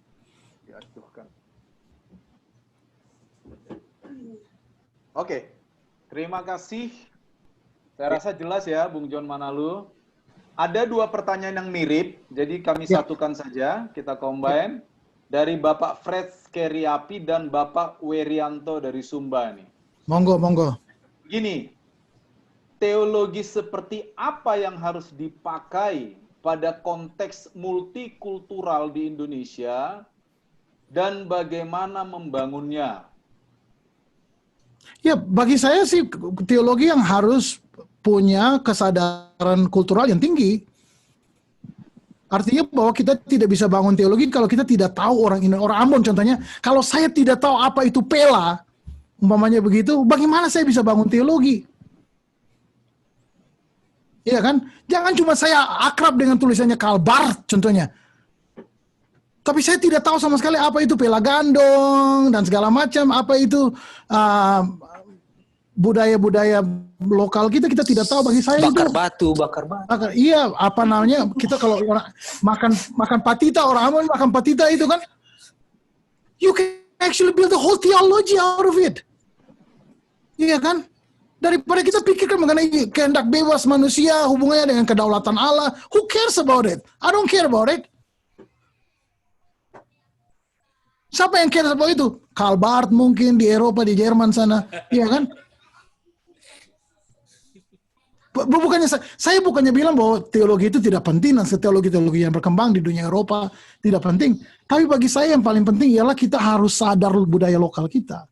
Kita harus sadar apa yang bagi saya jangan sampai kita belajar teologi lalu kita lupa bahwa saya ini orang Ambon gitu kan. Bahwa jangan sampai sudah belajar teologi saya lebih pintar bahasa Jerman atau bahasa Inggris daripada makan papeda. Ya kan dengan kuah kuning gitu. Kalau orang Ambon pasti tahu. Itu namanya orang Indonesia bilang apa? Itu namanya kacang lupa kulit. Ya kan? Jangan sampai kita belajar teologi semakin banyak kita semakin lupa kulit kita. Kita tuh dari mana gitu. Karena kita dibawa jauh, kita terkagum-kagum dengan pemikiran-pemikiran yang ada dari dunia Eropa, dari dunia Barat dan segala macam. Padahal itu completely detached. Jadi yang saya perhatikan ialah bahwa sering orang melihat ada gap, ada jarak antara dunia akademis dengan dunia jemaat. Bapak Ibu tahu kenapa gap itu ada? Karena di dunia akademis orang sibuk berpikir mengenai pemikiran-pemikiran yang ada di Eropa yang tidak ada hubungannya dengan orang Ambon, contohnya begitu. Coba kalau orang teolog Indonesia bicara mengenai bagaimana kita sekarang bicara mengenai teologi makan patita. Itu teologi sosial yang luar biasa bagus. Sebenarnya bisa dikhotbahi dengan cara yang lebih baik sebenarnya daripada kita bawa orang-orang seperti Jürgen Moltmann, siapa lagi Pannenberg dan segala macam ke Indonesia. Jadi bagi saya jangan sampai teologi kita hanya jadi parot gitu. Itu istilah parot apa itu? Parot apa namanya? Ya kalau saya ingat saya punya burung kakak tua dulu waktu saya masih di Ambon. Yakob, jadi saya selalu Yakob lapar gitu, Yakob. Jadi kita jadi orang yang hanya tiru-tiru apa yang orang lain bilang. Iya kan? Tapi bagi saya kalau kita betul-betul ingin menggumuli mengenai Tuhan, kita harus menggumuli bagaimana Tuhan sedang bekerja di dalam lingkungan kita. Bagaimana Tuhan sedang ada di tengah-tengah lingkungan kita, bekerja di dalam budaya kita. God is there. Instead of kita punya banyak sekali attitude anti budaya lokal itu muncul. Seakan-akan budaya lokal itu budaya yang kafir, yang kita harus baptis, kita harus ganti dengan budaya Kristen. Bagi saya itu keliru sama sekali. Baik. Wah, semakin kesini semakin menarik ya, saudara-saudara ya. Ini masih banyak pertanyaan. Langsung aja. Ini dari Bapak Yosua Wadu. Wadu apa Wadoe ya? Ditulisnya Wadoe. Saya baca Wadu saja ya. Pak Eka, saya ingin bertanya. Sejauh mana kita harus mempertahankan paradigma postkolonial di tengah-tengah budaya yang bertentangan dengan nilai-nilai Injil? Dalam pengalaman saya pelayanan di Kalimantan, beda suku dan beda agama. Ada Hindu keharingan. Berita Injil dan nilai-nilainya dalam tanda kutip seperti jadi paham kolonial bagi mereka yang berbeda budaya dan agama. Kira-kira begitu teksnya. Saya mengerti betul pergumulan itu. Karena apa? Karena selama ini cara berpikir kita selalu menganggap bahwa Kekristenan itu asing dari budaya lokal kita. Iya kan? Sebagai barang asing yang datang. Karena selama ini kalau Bapak Ibu belajar mengenai sejarah misi Kristen itu selalu misionari-misionari dari Eropa datang ke. Jadi buku-buku misi juga ditulis berdasarkan paradigma itu. Paradigma orang putih datang ke dunia non putih gitu.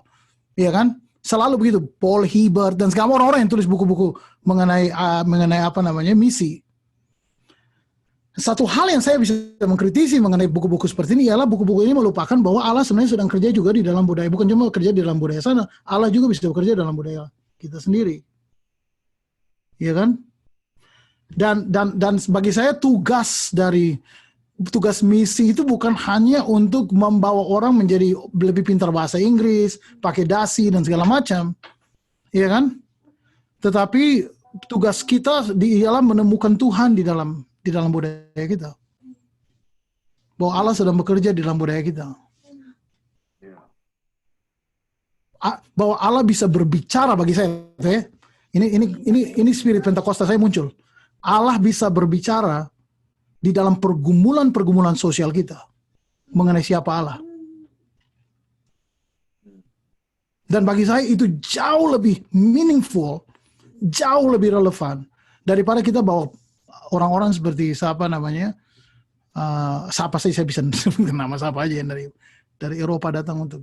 Jadi bagi saya, dulu saya berpikir bahwa kalau kamu tidak baca pemikir-pemikir hebat dari Eropa, kamu belum tahu teologi. Bagi saya, waktu saya dulu berpikir seperti itu. Sekarang saya tidak lagi. Karena bagi saya mereka bukan guardian teologi. Itu artinya bahwa Bapak Ibu yang melayani di kampung, yang bergumul dengan pergumulan di situ, Bapak Ibu juga punya teologi yang sama kuatnya dengan orang-orang yang ada di sini.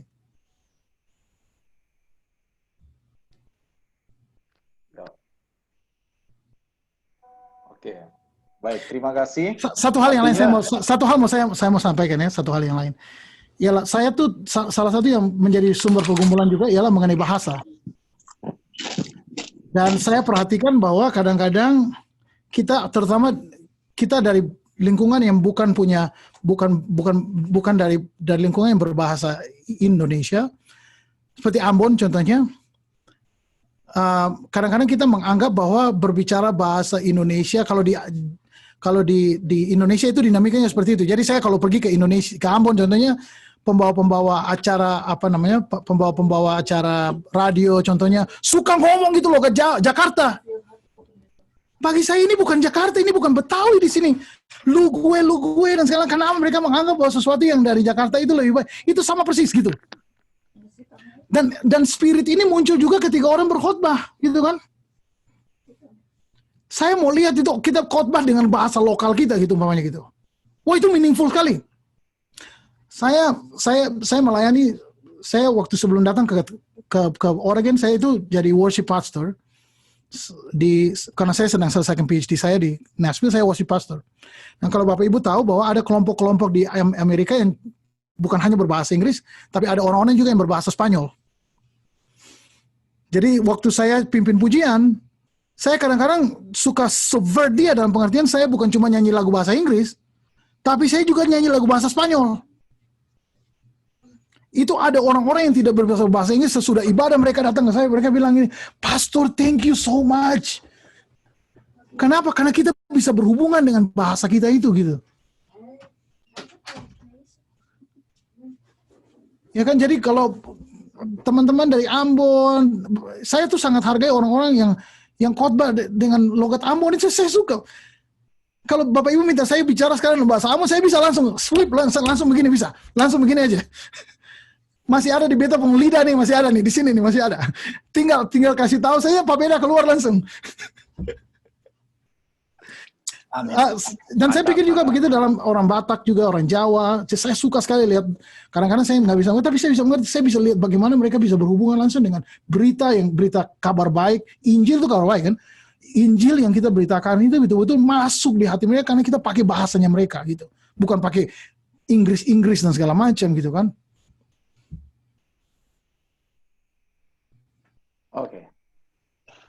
Banyak yang senyum-senyum, banyak yang tertawa. Ini senyum kemenangan atau senyum templakan, saya juga nggak tahu ya. Senyum kelaparan. Oh gitu. Apakah mungkin ada yang pengen bertobat? Kita menyediakan ruang konseling khusus. Baik, masih ada pertanyaan? Ya. Begini, ini dari Ibu Ane. Orang Samaria dan Yahudi berbeda teologi, walaupun sama-sama menyembah Yahweh, dan orang Samaria dianggap sesat. Di Indonesia saat ini, banyak kritik-kritik yang timbul dari perbedaan teologi yang cenderung frontal dan kasar. Iya, betul. Melalui media sosial, karena para kritikus ini merasa perlu memerangi ajaran sesat yang menyesatkan jemaat. Bagaimana menurut pandangan Pak Eka soal ini? Perang media sosial. Oh, saya ini kalau warfare.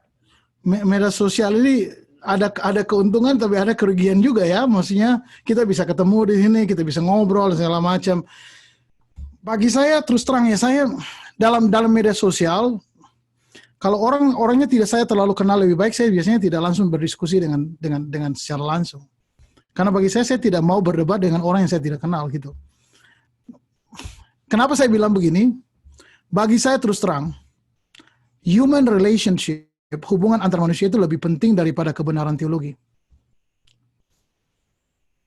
Karena apa? Karena saya bilang ini karena ada Alkitab mengatakan di dalam 1 Yohanes, ya kan? Orang yang tidak mengasihi tidak mengetahui Tuhan, katanya begitu. Yohanes bilang begitu, sangat clear. Artinya bahwa sekalipun teologi kita sangat logis, masuk akal, tetapi kita jadi orang Amerika bilang jerk. Jerk apa? Kita kalau jadi jerk, Orang yang mengesalkan. iya, kita kalau jadi jerk, orang yang Bapak Ibu pernah ketemu orang yang punya orang pintar tapi kelakuan kayak setan begitu, pernah ketemu? Ya kan? Yang tidak bisa kerja sama. Pokoknya dia punya teologi seperti Tuhan tapi kelakuannya seperti setan gitu kan? Bukan majelis ya, Pak? Hah? Bukan iblis. Maksud- Ya, bagi saya sebenarnya simpel saja. Yesus bilang kalau semua teologi diperas-peras gitu ya, semua teologi diperas-peras. Yesus ditanya sama orang-orang pada waktu itu, kira-kira kamu rumuskan semua itu dalam kitab perintah Allah. Yesus cuma rumuskan satu kata aja, Love. kasih. Itu sebenarnya kuncinya. Artinya bahwa teologi itu bukan berbicara hanya mengenai logika, koherensi logis ya, koherensi logika kita, tetapi juga lifestyle hidup kita. Ya kan? Jadi orang yang tidak mengasihi ukuran, ada satu orang pernah tulis satu tulisan saya pikir menarik sekali. Dia bilang salah satu ukuran dari kesesatan adalah tidak mengasihi. Ukuran dari kebenaran adalah mengasihi. Ya betul juga. Daripada koherensi logika. Ya kalau Bapak Ibu perhatikan debat-debat teologi itu selalu berurusan dengan koherensi logika. Oh ini tidak masuk akal, ini bertentangan dengan ini. Karena apa? Karena selama ini orang berpikir bahwa salah satu ukuran kebenaran itu adalah koherensi berpikir. Kalau orang ini tulis artikel namanya bahwa ukuran dari kebenaran itu dan kesesatan itu, ukuran kesesatan adalah tidak mengasihi. Karena itu jelas sekali dalam 1 Yohanes. Baik, artinya kalaupun kita pandai teologi, kalau memang tidak perlu, apalagi tidak kenal, nggak perlu berdebat lah ya. Usah lah, janganlah, untuk apa? Apalagi tidak paham teologi terus berdebat ya. Wah, Itu lebih repot ya. Baik, terima kasih ini. ada apa namanya? Ada hikmat lokal, budaya lokal kita ada istilah namanya tong kosong nyaring bunyinya, itu hikmat lokal kan, local wisdom ya kan. Jangan Iya, sampai kita betul. jadi tong kosong di dunia internet gitu. Iya, betul. Baik ya, ini mencerahkan Pak ya. Baik, Saudara Cornelis Ruben Bobo dari Sumba. Silakan langsung Bro. Bin.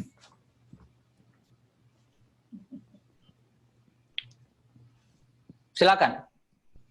Silakan Bro. Bin punya suara nggak ada tuh. Mungkin Sudah keluar. mikrofonnya volumenya rendah.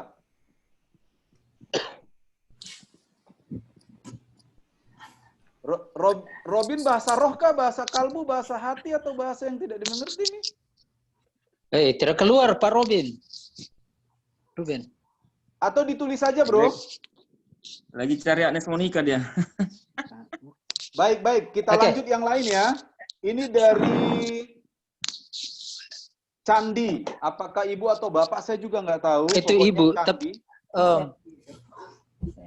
Kayaknya tadi ada Sejauh pertanyaan. apa? Ya. Itu Ini ibu, dari ibu, Candi. ibu. Ibu Candi, sejauh apa konsep ini mungkin dimaksud postkolonialisme ini ditangkap oleh dunia akademik agar dunia akademik melihat ini menjadi hal yang penting. Itu teksnya. Saya pikir mungkin itu lebih banyak didasarkan kepada pergumulan yang ada di dalam dunia non-barat. Sebenarnya teori postkolonial itu lahir berdasarkan pergumulan geopolitis. Geopolitis itu artinya pergumulan di dalam politik dunia. Bahwa contohnya begini, bahasa Inggris itu di mana-mana Bapak Ibu sekalian. Apakah bahasa Inggris lebih baik dari bahasa Ambon? Ya. Sing. Orang bilang sing. Siapa yang bilang? Lalu kenapa bahasa Inggris menjadi bahasa dunia? Karena bahasa Inggris itu bahasanya orang kolonial yang pergi dan menguasai. Kenapa orang di Malaysia nggak bahasa Inggris? Kenapa orang di Singapura? Karena dulu dia adalah bekas koloninya Barat, koloninya Inggris. Kenapa orang berbahasa Inggris di Hong Kong? Kenapa orang berbahasa Inggris di Australia? Australia itu orang-orang Eropa datang, orang-orang Inggris datang tinggal di sana, bunuh orang-orang lokal. Sama juga di Amerika. Orang Amerika itu ketika orang-orang Amerika datang di sini, itu orang-orang native Amerika itu dibunuh sama orang-orang putih. Lalu kemudian yang terjadi ialah kelompok orang-orang native itu mereka diambil, anak-anak mereka diambil, ditaruh di sekolah namanya boarding school. Lalu diajarin bahasa Inggris sama orang-orang putih ini. Waktu dibalikin ke lingkungan mereka, mereka tidak bisa lagi bahasa lokal mereka. Yang terjadi ialah bahasa itu yang hilang, hancur. Yang terjadi ialah terjadi pergantian switch of language. Dari bahasa lokal ke bahasa Inggris. Makanya bahasa Inggris ada di mana-mana. Tersebarnya bahasa Inggris di seluruh dunia itu bukan karena semua orang senang bahasa Inggris itu. Bahasa Inggris itu bahasa yang paling aneh, terus terang. Kenapa? Karena bahasa Inggris itu tulis lain, baca lain. Jadi dan banyak tidak konsisten. Iya. Ya. Bapak Ibu sudah banyak yang belajar bahasa Inggris di Sati yang sampai level 4 juga masih belum bisa bahasa Inggris itu. Dan kita dipaksa untuk belajar bahasa ini, bahasanya kolonial ini. Jadi postkolonialisme itu muncul dari pergumulan geopolitik ini, gitu. Yang kadang-kadang kita tidak buka mata dan kita tidak sadari gitu apa yang sedang terjadi di dunia sekitar kita. Ini yang sedang terjadi sebenarnya. Lalu mereka kemudian, makanya ini terjadi pada tataran yang lebih intelektual. Kenapa? Karena mereka ingin subvert, karena mereka ingin lawan dominasi yang ada di dalam hubungan-hubungan geopolitis ini. Baik, terima kasih. Mungkin kepada Bro Ruben Bobo silakan. Sudah ditulis kayaknya tadi. Sudah ditulis ya? Ya. Di sini cuma ada tulisan mantep banget Pak Eka. Masa itu pertanyaan? Dia bilang Pak Eka, demi saya. Yang terakhir. Nanti saya baca. Mana? Nih, saya baca ya. Pak Eka mengatakan bahwa kita, ini dari Ruben. Pak Eka mengatakan bahwa kita harus memperlakukan orang-orang Barat, Eropa secara equal. Lalu bagaimana dengan kebudayaan kita orang Timur seperti orang di Sumba yang cenderung sangat menghargai tamu seperti orang bule, pendeta, pejabat dan lain-lain. Intinya mereka orang Timur sangat menghargai orang-orang seperti ini. Pertanyaan saya, apakah tradisi Timur seperti itu hanya karya budaya sendiri atau bekas peninggalan penjajahan kolonialisme? Bagaimana kita mengkolaborasikan kedua hal ini? Yeah. Mohon penjelasannya. Yes, Obin, thank you for this question. I think that's very important. Karena apa? Karena budaya Indonesia itu budaya yang sangat hospitable, budaya yang sangat ramah. Dulu waktu kalau di Indonesia itu kalau orang kita ada tamu datang kita taruh makan, kalau tamu tidak makan banyak itu artinya susah gitu kan? Karena kita sangat hargai tamu. Ini beda sekali dengan hubungan yang saya bicarakan. Yang saya bicarakan ini kalau di Ambon contohnya kalau ada orang bule datang itu selalu dipanggil Mister gitu ya. Selalu begitu. Di mana-mana saya pikir saya nggak mungkin Mister. Jadi ada dua dinamika yang pada saat yang sama sedang berjalan. Dinamika pertama ialah dinamika budaya keramahan lokal kita. Tapi pada saat yang sama ada satu dinamika lain ialah dinamika di mana kita pernah dulu terjajah. Iya kan? Jadi orang-orang Indonesia contohnya di Ambon, di Maluku contohnya kalau mereka bilang kamu ke Belandaan, itu artinya kamu punya status sosial lebih tinggi. Itu ada persepsi sosial seperti itu. Kalau kamu bisa Holland spreken a little bit, een beetje Holland spreken gitu, bisa ngomong bahasa Belanda sedikit, orang sudah bilang, ini sudah seperti. Kenapa? Karena kita punya budaya, karena kita sudah lama di colonized. Gitu kan?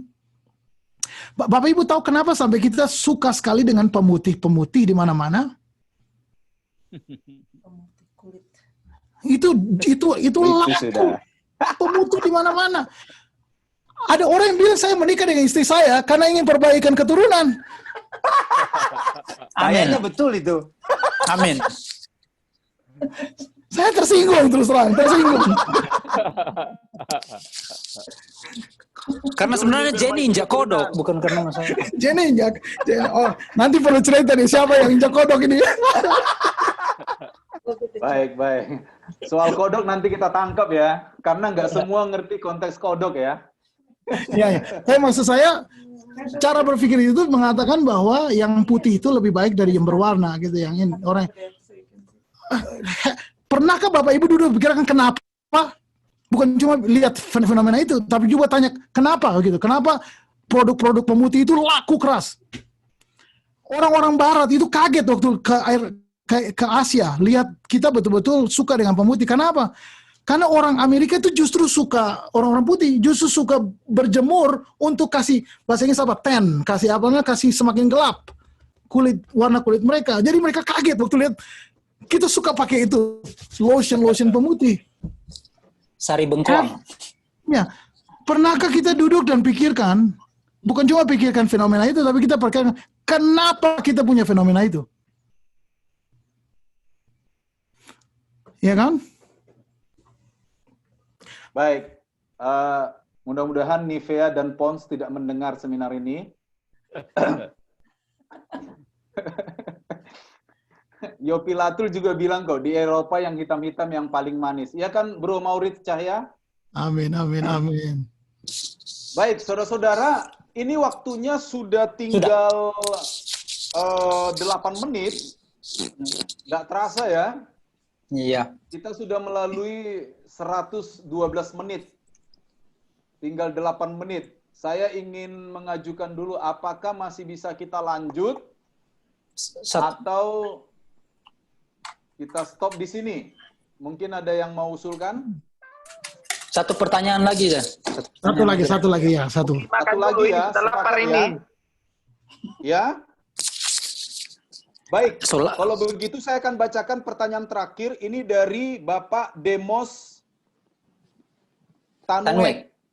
Ya. Intinya begini. Diambil manajemen S2 karena ingin memberdayakan jemaat. Tapi banyak hamba-hamba Tuhan yang sinis, yang nyinyir. Katanya kok nggak sesuai panggilan. Lalu Pak Demos ini jawab, bukankah Paulus juga bikin tenda? Betul, nah, kira-kira tanggapan Pak Eka seperti apa soal ini? Ya, waktu saya pindah ke Amerika baru saya lihat bahwa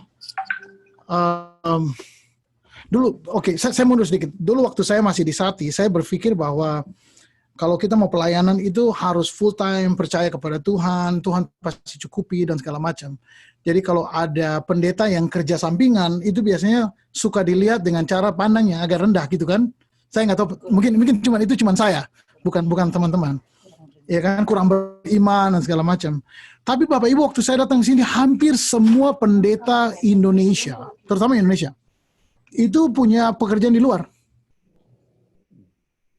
Kenapa? Karena jemaat tidak bisa untuk menopang. Istri saya juga kerja di sini. Saya waktu di California juga pada saat yang sama kerja di tempat lain, ya kan? Saya berpikir bahwa mungkin sudah saatnya kita mengubah cara berpikir kita mengenai pelayanan gitu. Mungkin bagi saya. Tapi Bapak Ibu harus perhatikan bahwa saya bicara ini karena pengalaman saya sebagai orang Indonesia yang tinggal di luar ya, yang tinggal di yang menjadi perantau. Iya kan? Bahwa Tuhan mau pakai kita, tapi Tuhan mau juga kita punya cukup untuk keluarga kita, gitu. Jangan sampai kita hanya berpikir mengenai iman, anak-anak kita kelaparan gitu. Padahal itu mungkin masalahnya bukan karena Tuhan tidak cukupi, masalahnya mungkin kita tidak mau kerja.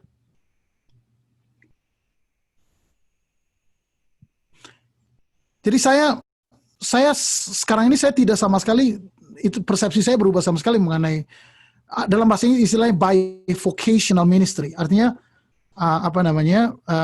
orang yang punya pelayanan tapi pada saat yang sama punya pekerjaan di tempat lain juga.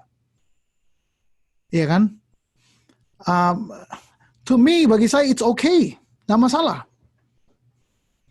Iya kan?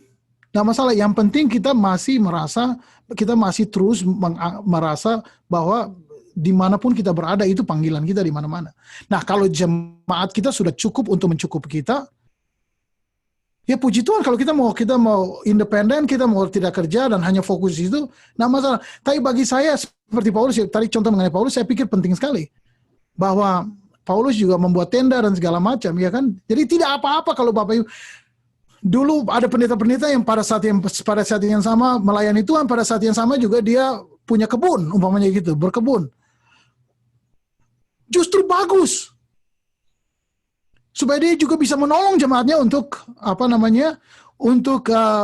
membantu dengan makanan dan segala macam. Jadi paradigma bahwa pelayanan itu harus full time, berharap dari jemaat saja, bagi saya mungkin sudah saatnya kita ubah sedikit gitu, nggak masalah. Gitu kita ubah sedikit. Perlu diubah. Setuju. Ya, di-upgrade. Terima kasih jawabannya Tiba Pak di Eka. akhir, saudara. Terima kasih. Langsung saya serahkan saja kepada Bung Gabriel. Iya, dari tadi tidak bersuara Bung Gabriel. Ada Bung di sini. Gabriel, Udah bangun. dari tadi kami ngomong berdua, jadi saudara-saudara nggak dengar. Silakan Bung. Mana dia? Oh ya.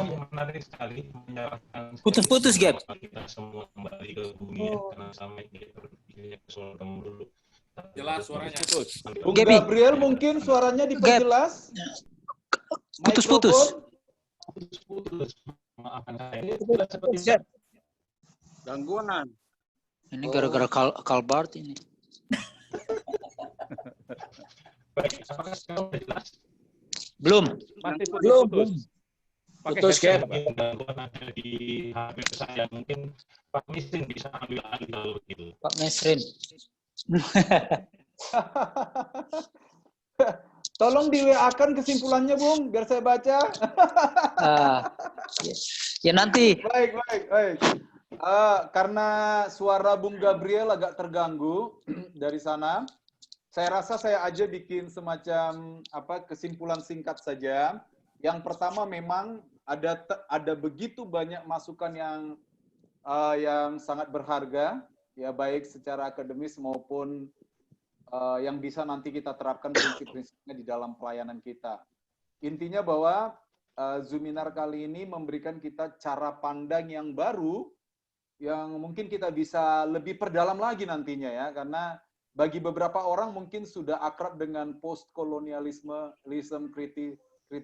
kritik atau metode kritik postkolonialisme, mungkin bagi beberapa belum, tetapi nanti kita bisa perdalam masing-masing. Tetapi intinya ini cukup berharga hari ini.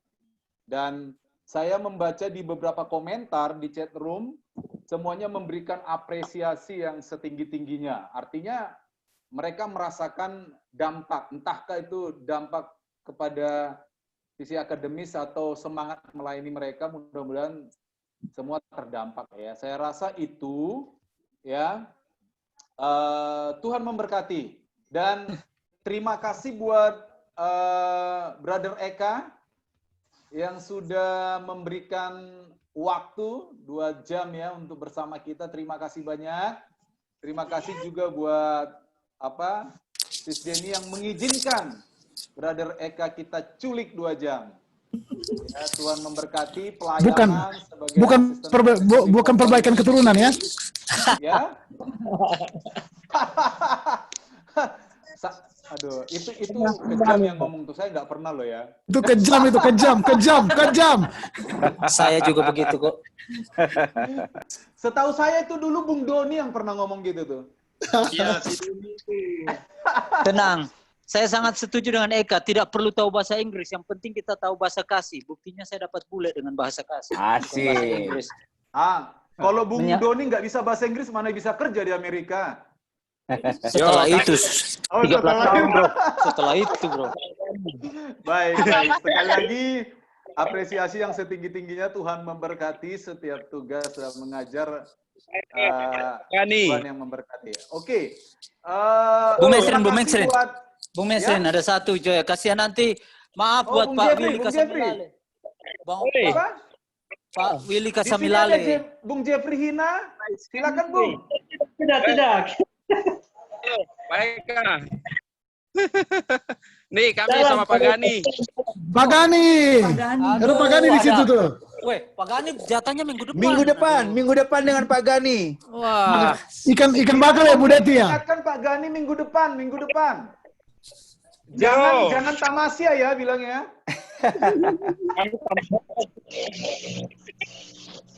Ya, Bung Willy Kasamilale mau ngomong silakan. 1 menit. Enggak. Saya hanya salam saja untuk Pak Eka. Terima kasih untuk kami sangat diberkati. Tuhan berkati. Pastor Willy, Tuhan memberkati. Ibu Joyce, Tuhan memberkati. Baik. Ya. Pak Eka, Tuhan berkati. Tuhan berkati semua. Iya, Bro Mesrin. Sekalian pengumuman buat teman-teman semuanya bahwa minggu depan tanggal 28 Juni kita akan ada webinar bersama dengan Pak Gani Wiono. Temanya adalah Pentakotalisme dan New Normal. Jadi hari Minggu tanggal 28 jam 7 WIB, jam 7 malam WIB. Oke, jadi buat teman-teman yang masih mau di grup WA silahkan, mau lab juga boleh. Dan sekali lagi terima kasih buat semua teman-teman. Makasih. Baik, saya lanjut ya. Baik, terima kasih buat semuanya yang sudah mengurus ini. Ada Bung Doni, Bung Robert, Bung Gabriel, semuanya lah. Tuhan memberkati. Kita berdoa dulu. Setelah berdoa nanti, tidak langsung ditutup, masih bisa ngobrol lah ya. Ya, ngobrol lah. Ya. Setuju. Mari kita berdoa. Mari kita berdoa. Bapak kami di surga, terima kasih. Engkau baik dengan memberikan kepada kami pemahaman-pemahaman yang baru. Terima kasih buat kesempatan yang baik ini. Tuhan, kami tidak ingin ini hanya sampai kepada sisi kognitif kami saja, tetapi kami ingin melihat ini lebih jauh untuk berdampak bagi pelayanan kami. Berkati Pak Eka, Ibu Jenny, dan kedua anak mereka yang sudah menjadi narasumber kami hari ini. Tuhan berkati dengan pengurapan di dalam melaksanakan setiap tugas-tugas tanggung jawab yang ada. Berkati kami semua Tuhan, hamba-hamba Tuhan yang pastinya punya pergumulan secara pribadi, dan kami ingin bergerak di dalam pergumulan itu. Kami ingin melihat Tuhan terlibat dalam setiap pergumulan kami. Terima kasih. Di dalam nama Tuhan Yesus kami sudah berdoa. Amin. Amin. Silakan saling menyapa. Yang mau menyapa silakan, yang juga tidak. Terima kasih. Bro Eka. Terima kasih. Ayo, Tuhan memberkati. Eka, thank you, my sister Jen. Aduh, thank you, Pastor Jeffrey semua. Thank you. Halo Bu Enda. Thank you, Bung. Thank you, Bung Eka. Tuhan berkati. Fans Liverpool bisa tolong fans MU juga tidak? Tuhan berkati. Ini ngomong Tuhan berkati ini kok ada semangat ya, kayak mau perpisahan berapa tahun aja. Ini akibat reuni Sati dibatalkan nih. Reuni dibatalkan ya? Dibatalkan reuni ya? Ya, corona ya, gara-gara si corona. Goreng Pak Eka. Timas corona ini. Covid. Iya. Liverpool juga batal juara kayaknya. Enggak pasti. Teman-teman, Pak Wilson, apa kabar Pak Wilson? Tapi kayaknya Liverpool sama MU tidak bisa satu ini. Gebi, apa kabar Pak Gebi? Pak Wilson Wololi, apa kabar? Teman-teman semua, saya mau permisi dulu ya, mau balik. Oke, Kak, thank you so Iya. much. Terima kasih. Memberkati semuanya, ya mari. Berkati mereka, ya. Berkati semua, ya. Sampai ketemu lagi. Bye. Bye-bye. Bye. Thank you semua, thank you moderator, thank you host. Thank you. God bless you all. Terima kasih buat semuanya. Terima kasih Robert buat kerja kerasnya. Jadi minggu Terima depan. kasih dengan Ungkes Pak sudah Gani. injak kodok. Istri saya yang injak kodok, bukan saya.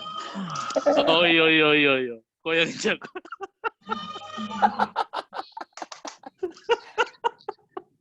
Mereka yang punya hubungan kodok yang dikorbankan ya. Iya. Gurunya kodok si Doni itu. Iya. ini Semua present tense, semua present. Gitulah. Makanya saya bilang, jujur, benar ya. Bahasa Inggris itu bukan bahasa yang harus kita, ya, itu kebutuhan aja. Tapi bukan berarti.